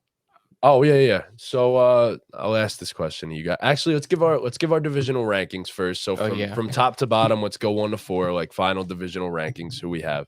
Seahawks, Niners, Rams, Cardinals. Wow. Damn. The Hawks are winning the division. Geno Smith's taking them to the promised land. All right, Drew, go ahead. Divisional I'm going rankings. with the Niners. I'm going with the Seahawks, going Rams, and then the Cardinals. I got the same thing. Niners, Seahawks, Rams, Cardinals. Niners, Seahawks, Rams, Cardinals. Niners, Seahawks, Rams, Cardinals. Yeah. Good job, pretty guys. simple. Yeah. And then for each of us, I'm gonna post that shit to TikTok, and they're all gonna comment, "Dude in the black hoodie just trying to be different." All right. So who is one player in the NFC West that we expect to break out from? We mentioned it before the podcast started. He's improved every year. I'm going Brandon Ayuk. I like that. Yeah, I think he was really good last season. He broke out last season, I feel. I think he's got another level to him that he's going to reach this season. I think he's going to reach that like upper echelon of wide receiver, like ones in the league. He's going to be maybe like a top 10 receiver. Wow. High praise of Brandon Ayuk. Yeah. Wow. I was hoping the Giants traded for him. So I think you should the draft quarterback. You should draft him in the first round. I don't know about that, but I think the quarterback situation obviously has to be settled for that to happen, and I think it will. But yeah, we want to talk about a receiver who's primed to break out. I'm going with DK Metcalf. You guys might argue that he's already broken out, but I think he's going to have a true breakout this year. I'm talking 1,500 yards, 15 plus touchdowns, top 5 receiver in the game type of season. I just think JSN just helps everyone in this offense immensely.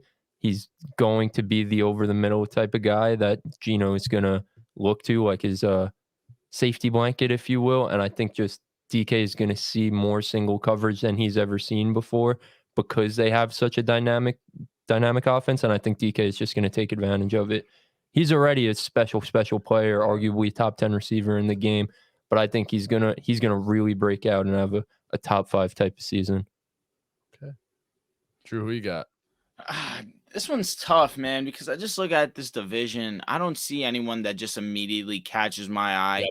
The one that I do want to put respect on is Brock Purdy. I know last year, obviously, he broke onto the scene, shocked the world, was Mr. Irrelevant, became very relevant to the world very quickly. Did have the arm injury in the NFC Championship game, but I say breakout because I think he's here to stay. I think that he is the Niners quarterback. I believe in Brock Purdy. I believe in the progression of Brock Purdy, and I just think that he's going to be able to do a job for San Francisco that's going to allow them to consistently win games. Facts. Who you got, Ortiz? Wow. Here it is. Yeah. So you said you had Brandon Ayuk, and you said you had DK Metcalf.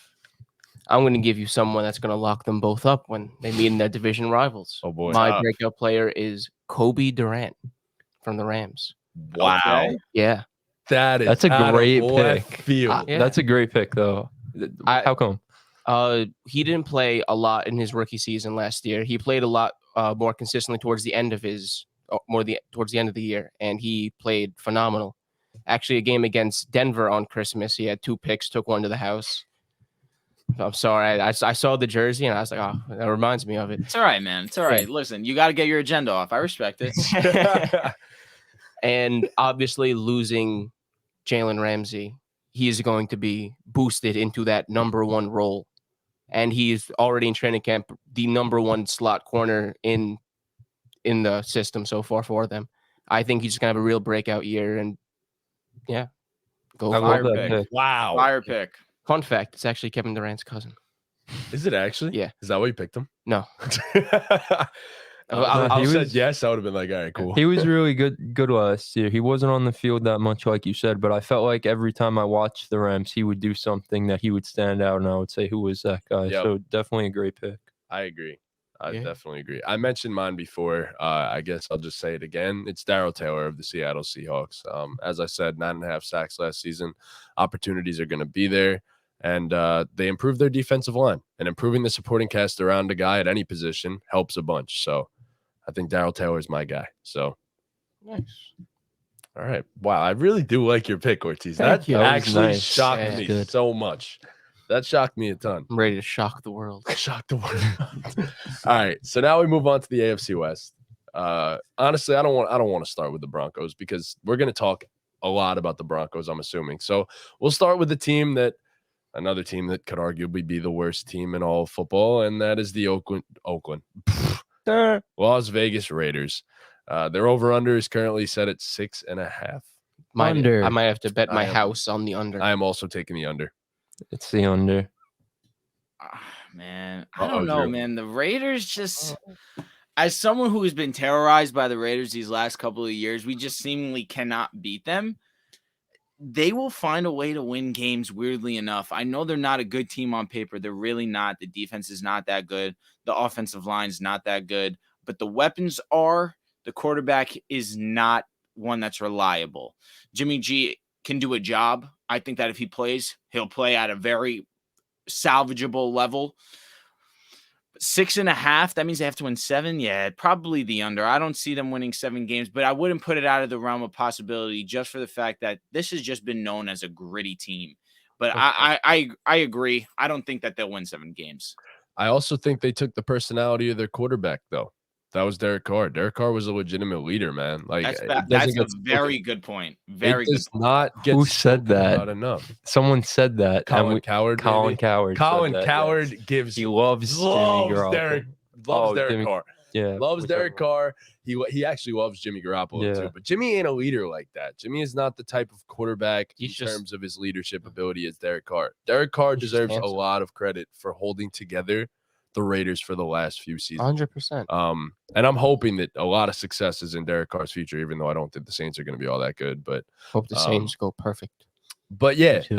perfect. Perfect.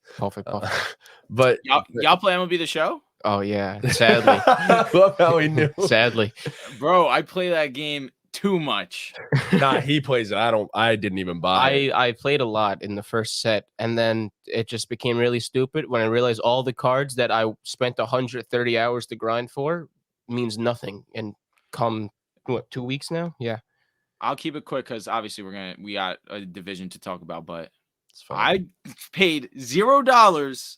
I got the God Squad, man. My team is dirty. Paid no I do money play for a it. lot. I play a lot. Yeah, I I mean, could build a great team. the without- show is one of those games. It's not a pay to win game. It's actually it rewards you grinding. Yeah, it requires actual skill to be Okay. good at Yeah, it. no, but that, but You don't- also, yeah, you don't have to- I dedicate some time to that game. Yeah, you have to. Arguably too much, Okay. I Agreed. mean, it's fine. Agreed. Everyone has that one game, typically. for Everyone real. has that one game. But yeah, the Raiders just suck. Last year, six wins, disappointing 6 wins for the fact that obviously they made the playoffs the year before. They were supposed to get better after trading for Devontae Adams, adding Chandler Jones. It's just the defense is not good. That's really what's destroyed them. The secondary is not good. Their linebackers aren't that great. They have, I'm blanking on the offensive lineman. I'll grab his name before that. Miller? Exactly. Thank you very much. Paul Miller, Appreciate one of the that. best Yes. left tackles in the entire league. Yeah. That's the guy that you look at on that line and think, all right, that's someone that we can respect on that line. But other than that, there aren't any guys that I can really trust. You know, surprisingly, they actually have one of the best tackle duos in the entire league, and the other guy isn't even known about. But the interior of their offensive line is actually one of the worst in the entire It's NFL. really But bad. They cut Jermaine Green off. Illuminor is the right tackle. Oh yeah, Jermaine Illuminor, Obviously, of course. but yeah, he's an incredible right tackle as well. He's very talented there.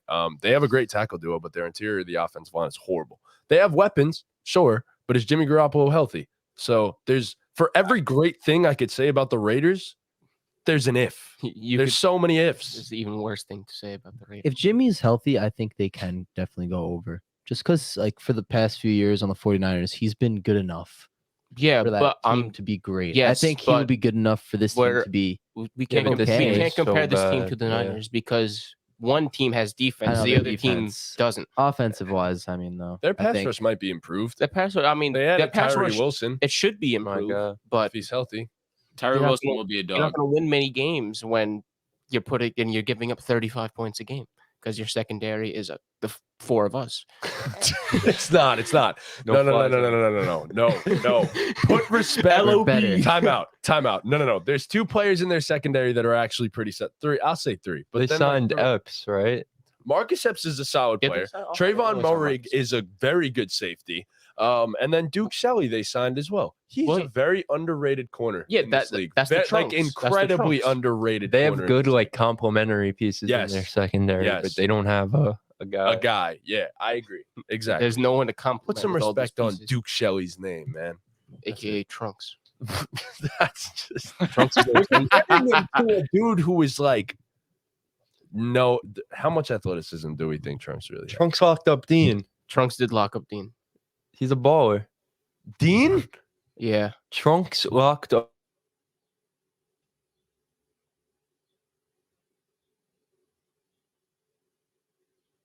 Stepped on a Oh, we're back. Okay, never mind. Trunks never stepped on a football field in his life. Nope. And never. clamped up Dean, Imagine who if was I the did. You also star, didn't have a drop. who that was the day, which is star really receiver of your flag football team. impressive. He's Yeah. not the star. Stop it. Please Yeah. don't do that. Please. I don't do play that. football, bro. Anyway, We saw Hamzu against a real wide receiver. Yeah, you got cooked by Ortiz. Yeah. You got Well, cooked. I'm a real wide receiver 1. Well, Yeah, yeah. top 10. Look how long you are. Pause. Hey, yo. Wow. I mean, said he's- pause. I said pause. Obviously, did you're say gonna grab it pause. over my head every time. Yeah. That's not true. Be more kinda athletic. true. Be more athletic. It's that Getting simple. mossed, you can't justify it, King. It's tough. Thank Okay, you. I guess, Thank you. I guess. Exactly. If it happens like once, fine. But if it happens like 5 times in a row, it's just sad. Hey, listen, it's okay. I'm him. I get it. Not Bro, everyone can you're the stop me. team's Not tight everyone can end. throw perfect passes either. You know, like it's okay. You just it was. How a am bad I day for supposed you. to guard a massive tight end like that? I can't. Please. All right, we're done. We're moving on. The gaping holes when I'm the tight end. Oh my god.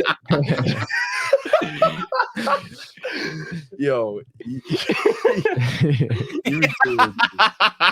two, so yo are extra. So over the top. All right, win totals. Here we go. Because I didn't even do anything on the Chargers and the Chiefs, as I said before the podcast. So the Los Angeles Chargers, we'll move on to them. Their over-under win total is 9.5. What do we think? I took the under, actually. I felt like this line was just too high for the Chargers. What was I don't the- know. oh, sorry. It is a little high. I know a lot of people are consensusly very, very high on the Chargers offseason. Bringing in Kellen Moore, bringing in Quentin Johnston. The defense should be improved just with another year under their belts. But I don't really like Kellen Moore as an OC. If I'm going to be honest, I thought what he did in Dallas was pretty mid.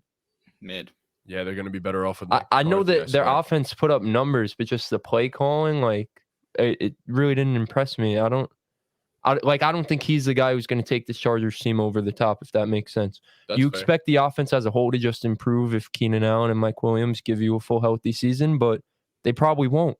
That's true. One of those dudes is going to get hurt at some point, and I guess that's why you bring in Quentin Johnston, but still, I don't know. I just felt like 9.5 wins was a lot. I could It's see a them lot. going over and getting 10, or I predict them at like 9. I could see 8 That's or what- 9. I'm yeah. gonna go under You know, also. I have to assume health because last season they got destroyed by injuries, namely their offensive line Yeah. got destroyed by injuries. Because when healthy, this is honestly one of the better offensive lines on paper in all of football. Their defense, Khalil Mack is not the same Khalil Mack. That just needs to be said. He's not the same guy as he used to be. J.C. Jackson signed him to a massive deal. It has name value on this defense, but there's not too much production from the guys that have this name value.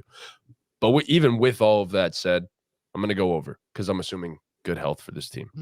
I am, as you guys know, I'm very high on my ex San Diego Superchargers, but I'm still rocking with the over. The over's good. The It's a over is really good- nuts. Do you It's think a really Justin good Herbert line. has a big season, like MVP caliber season? These guys are Um, healthy. we Yeah, I don't- mean, we if don't he's have going to assume do health. it, it's going to be this year. True. Like, if he's going to break out, I mean, he's already broken out. He's a top 5 quarterback in the game. But if he's going to have that MVP type season, I mean, he has everything now. They've given him There's the no help he needs. It's all about everyone else staying healthy. It's so. just pure execution, and hopefully everyone stays healthy. That's Drew, all did it comes down to. Drew, did you see your say your over under? Pick. So yeah, I think I'm gonna go over here. Last year, you mentioned that they were absolutely obliterated with injuries, and yet they still were a playoff team. Yep. I gotta respect that. J.C. Jackson gets injured too. That's a guy that they signed to a big contract. To play devil's advocate, though, he was not that good prior to the injury. To be completely honest with Agreed. you, but of course we're gonna have to see how he gets back from injury. But that's a bolster to the defense. The defense was not bad by any means last year. Honestly, they were an all right unit. But I look for this offense to be the reason why they will win games, so long as Keenan remains to stay healthy. And we see what a healthy Keenan Allen can do, especially last season, where he missed 8 games, but in the last few games of the season when Keenan was present, he was one of the best receivers in the game, one of Yes. the most efficient, effective wide receivers in the game. Adding Quentin Johnston to this lineup is something that I really appreciate because Mike Williams is also not a guy that you can rely on, but you understand the talent that is Mike Williams. You mentioned it talking about Justin Herbert. Is this the year that he's going to be in competition for the MVP? Listen, I've been very vocal about this. I have Justin Herbert as the number 2 quarterback in the league talent-wise. I just think that I look at Patrick Mahomes, number 2. It's got to be Justin Herbert. He can do everything that I want on the football field in terms of processing. He's one of the best that there is in terms of fitting passes into tight windows, in terms of confidence, in terms of letting it rip downfield. He just does everything that I want. And if he has the guys that the receivers that are healthy enough to be on the field, he will continue to have success. He had success when they weren't on the field. So I anticipate that if they are on the field, he will be a dog like he already is. I agree. No, I think one guy that we didn't even mention, obviously, Asante Samuel Jr. is a dog. He He's broke a out last year dog. too. Facts. Like, we want to talk about corners need to have a specific mindset to be really, really good. Asante Samuel is one of those dudes that has that it at the cornerback position. And obviously son of a former great corner in and of himself. Like, you can't tell me that he's not going to learn a bunch from his dad as well. So I don't know. This team, I think there's a lot to this team if they just stay healthy. I think they have a lot of potential here if they just stay healthy. So, but that's a big if. And they don't have depth. There's no depth behind a lot of these guys. So that's a fact. It's a big issue. Can't wait to draft 3 players for our playoff bracket again. They lose in the first round from the Chargers. Yeah, that was that was dumb. That was silly on your part. You did it to yourself. Bro, was it dumb for the first 30 minutes of that game? They were up 27-0. They were up 27. Who did they play? The Jaguars. The Jags. They were kicking the shit. They played the golden said, boy, the future MVP. I really can't. I will never get over that. Watching that game, I was like, wow, the Chargers are actually going to do something. I don't know. I made so much money off that game. Bro, you bet on it, right? I live bet them when they were down. Yeah. Bro, we were together, and you were like, wow, I'm going to live bet them. I was like, that might be a bad idea. They're down 27-0 and then they proceeded I made to win like the a game. band off it. I put down like 300 or something. Jesus. Yeah. I was confident. Trevor Well, Lawrence didn't let me down. They said, he never Austin does. Eckler, you doing real good catching the ball and running. Let's not give you the ball anymore. Yeah, Yeah, that that shit that was so whack. Bro. They don't make any and they sense. said, nah. Their play you're good. calling is whack. I think they still needed a change of scenery in terms of their play caller. And I think Kellen Moore will improve that offense in terms of play calling. I don't know how great he is, but I don't know. We'll see what happens with the Chargers. But all right. Now on to your team, Drew. The Denver Broncos over-under is set at 8.5 games. Let's ride. Over. Let's ride. Taking the over. I'm also taking the over. Wow. I'm also taking the over. Wow. Under. We're here. We're here. Broncos Nation, let's ride. Broncos country, let's ride. Broncos Nation. Broncos Nation. I'm taking the under now. It's a boo. Be better. Be better. Games. It's a boo. It's a boo. But yeah, no doubt about it. I'm taking the over on my boys. I would never ever try to minimize what we're gonna do, even if we're gonna be bad. I'm just that blind fan. But there's things to be hopeful about with this team. Obviously, we bring in Sean Payton. This is 2 seasons in a row that we had either the big move or the second big move, because of course Aaron Rodgers going to the Jets. That's the big move of the offseason. But number 2 is Sean Payton coming to the Denver Broncos. It completely changes your idea of what the Broncos are going to be, because all people did this offseason prior to us getting Sean Payton is say that we're we're a laughing stock of the NFL. We bring in Russ is washed, and then we bring in Sean Payton, and people now start to think about it and say, whoa, okay, maybe this is a team that we might have to start taking seriously. Maybe it was Nathaniel Hackett's failure to call play action passes for Russell Wilson, where prior to Nathaniel Hackett being fired, we were running play action, I believe, at 22%, which is under league average, because we ran a West Coast offense and we wanted to see plays over the middle of the field. That's not Russell Wilson. It's never been Russell Wilson. He wants to get out of the pocket. He wants to get in play action and make passes down the sideline, move the ball down the field. Surprising enough, we fire Nathaniel Hackett. We go in the last couple of weeks of the season, we're running play action, I think at like 30% clips, and it's the most effective that we've looked all season. So there was things to take away from this season, although that it was a huge disappointment. There were takeaways that you could have had from this past season and think, okay, we can improve. We can talk about the offensive line being obliterated in terms of injury. We can talk about Javonte Williams, who was supposed to be our breakout star, getting injured. Our receivers at some point in time, they all miss some time. Tim Patrick, before the season starts, he goes down to an injury. Our defense is amazing. I believe it'll continue to be amazing. Losing Draymond Jones does stink, but I think overall, we still being able to keep our collective unit. Patrick Tan being probably the best corner in all of football. He is going to not continue. probably. He is. I appreciate that, because some people have saw us still throwing the respect for Jalen Ramsey. I don't think people play the man coverage the way that Patrick Tan does. So all in all, I believe in Russell Wilson. I believe that Sean Payton will put Russell Wilson in position to succeed. And we're going to talk about breakout players, but my breakout player is Jerry Jeudy. We saw Jerry Jeudy step into that X role, and he decided to show the world that he is who we all thought that he would be when he came into this draft.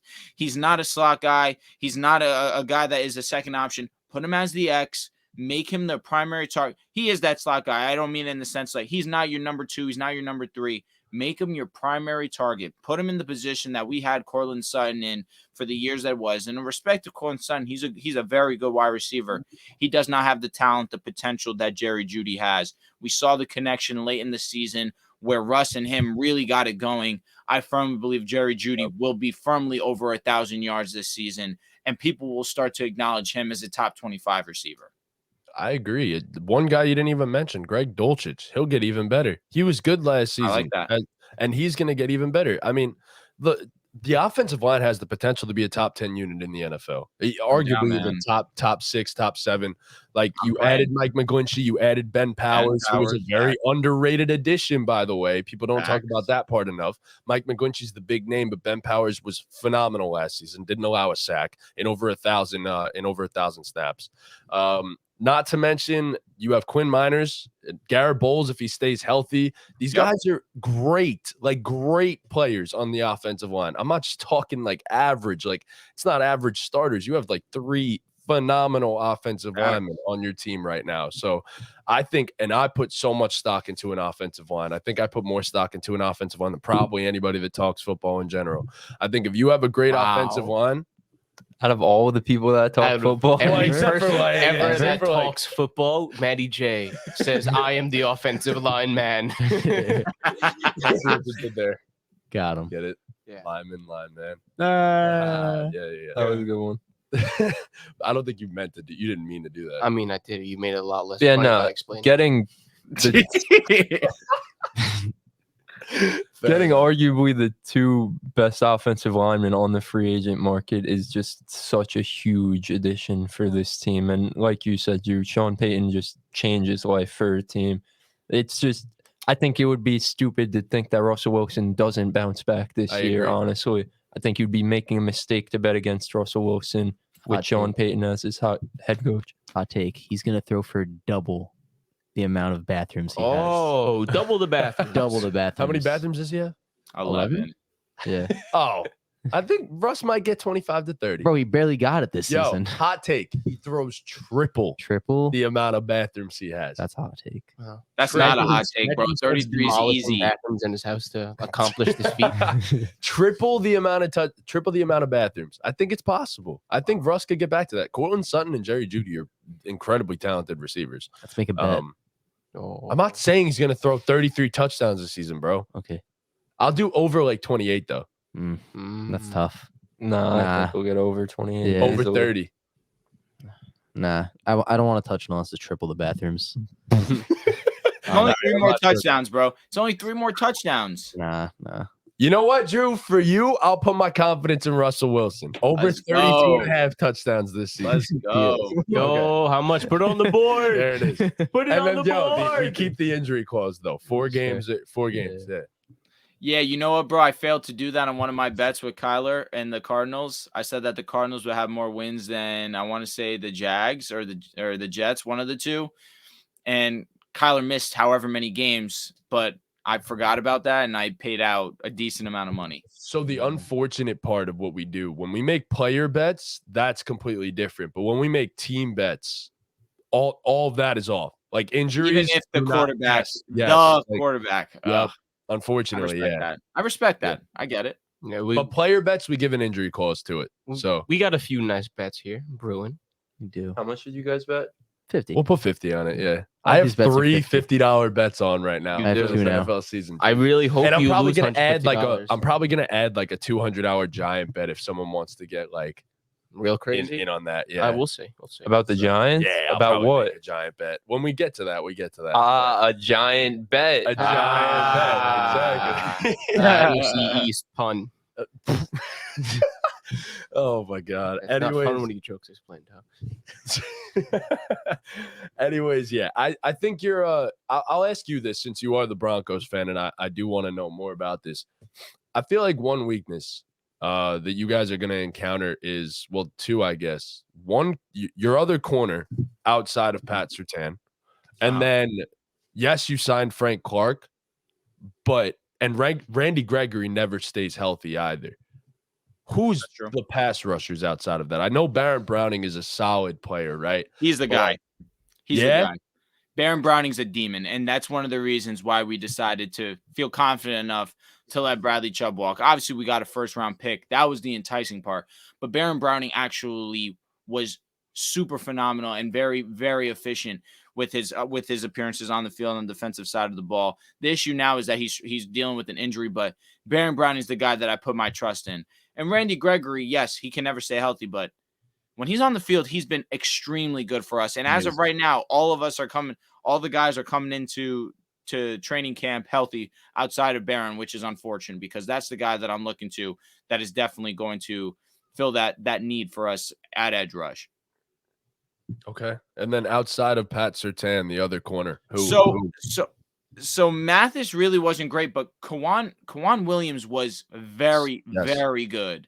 Yeah. So that's why I feel very confident in our secondary. Obviously, Simmons is one of the best safeties in the league. We're able to bring back Kareem Jackson on a friendly, but Kawan Williams was extremely efficient. One of the main reasons why our defense was so great outside of the obvious Pat Surtain, because you couldn't target opposite Pat Surtain either because Kawan was so great. Mathis was the lone the weakness, if you want to say, but he was a rookie. And honestly, as a rookie, I think he showed some flashes to be a very serviceable corner as well. Okay. Yeah, for sure. I agree with that. And you have one of the most underrated linebacker duos in the entire league. I was going to say, Jewel and Singleton they do not get enough credit because they are so good. So good. Very good. Josie Jewell, I'm happy that we brought him back, bro, because he honestly, it's just a different energy when he's in the locker room.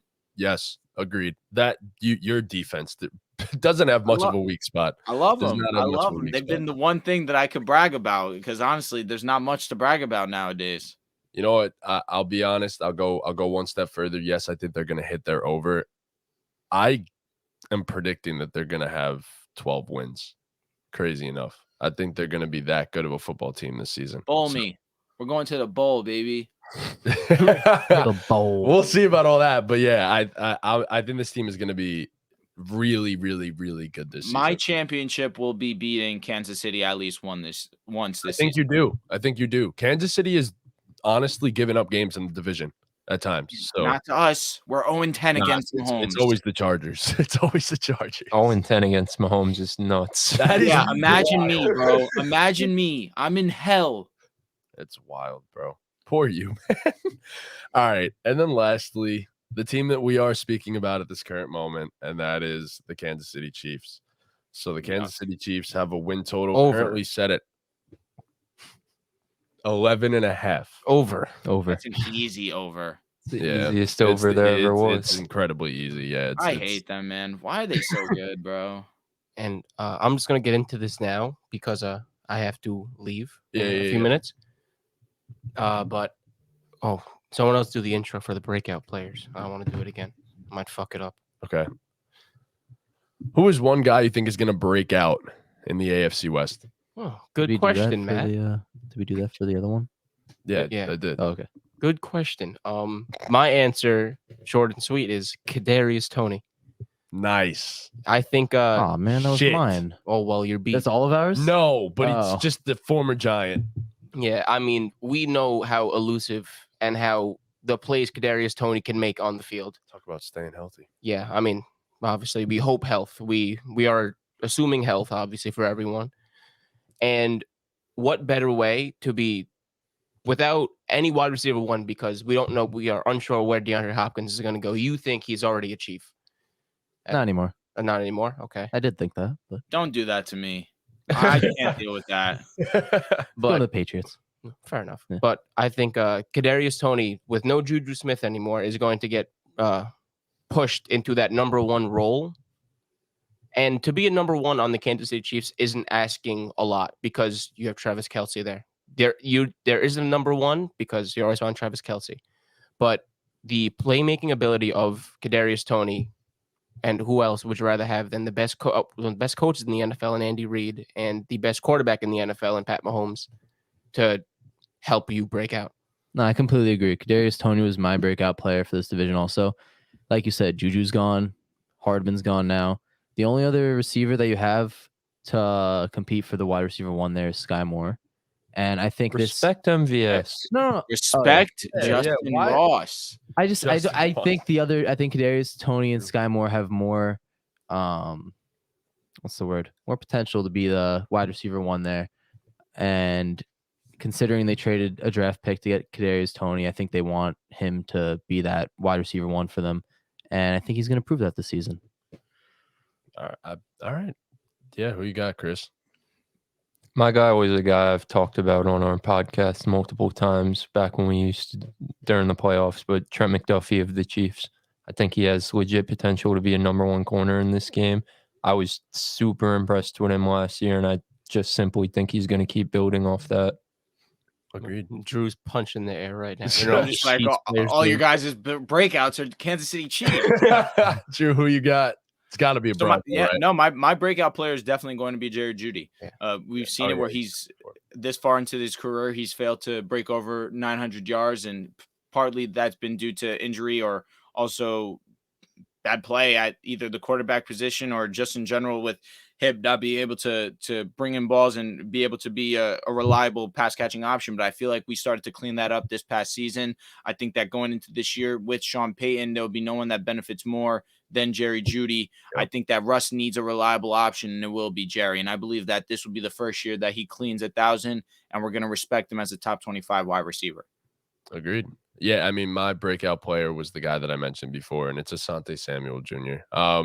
As I said before, he has that it factor that a corner needs, that no matter who he's lining up against, he feels he's better and he's going to get the better of. And no matter who the quarterback is, he feels as though he's going to be able to pick this guy off and take that shit back to the house. So Asante Samuel, I think he's going to break out and be a top 15-ish corner this season and really be that guy for the Los Angeles Chargers. So I feel bad for the Chiefs. We didn't even really cover them because, like, I mean, do we need to cover them? Chief, bro. We all know about the Kansas City Chiefs. I'll tell you who's not upset. Some better than others.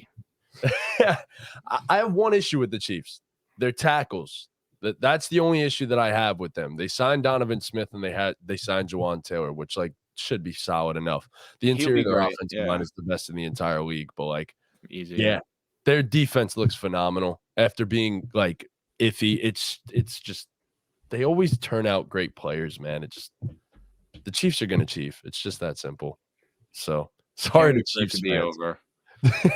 Is it really sorry to Chiefs fans that we're not covering them, but they're so happy. It doesn't matter. They're probably going to win a Super Bowl, so I think they're okay with it. Our BallGame podcast is not covering them as often as it could be. All right, but yeah, is that that's all? This was a long one. Yeah, so. I feel partly to blame this from start to finish. So yeah, I did. I very much enjoyed this podcast. It was a fun one. So all right. Anyways, Drew, you want to sign off and let these people know where they can find you? So first off, I want to shout you guys out for having me on your podcast. It really means a lot that you guys reach out, get me on your show. But of course, Drew, Pick a Side Podcast, if you want to tune in, be more than welcome to. But again, BallGame Podcast, listen to these guys. They know what they're talking about. I had a great time being up here and chopping it up with the guys, man. Appreciate you, bro. Thank you for coming. Before anything else, thank you for coming on with us. We really truly appreciate that. It means a ton. And you were phenomenal with all the analysis and stuff. So we really do appreciate you. So sometimes I get into that mode and I just got to learn to. No, bro. No. By all means, we love that. So it was great. It was great to get some debates in and like talk about some running backs and then the team, your team specifically. So it was a fun time. Really do appreciate having you on. So hell yeah, man. But yeah, anyways, please be sure to leave a like, subscribe, hit that notification bell. Also, thank you to our partners over at SeatGeek. Very much appreciated. And follow us on all of our socials, the usual. Said that. That'd be nice. Did I? I did. I don't know. I wasn't listening. This was the worst outro I think I've ever put together. But anyways, with that, BallGame.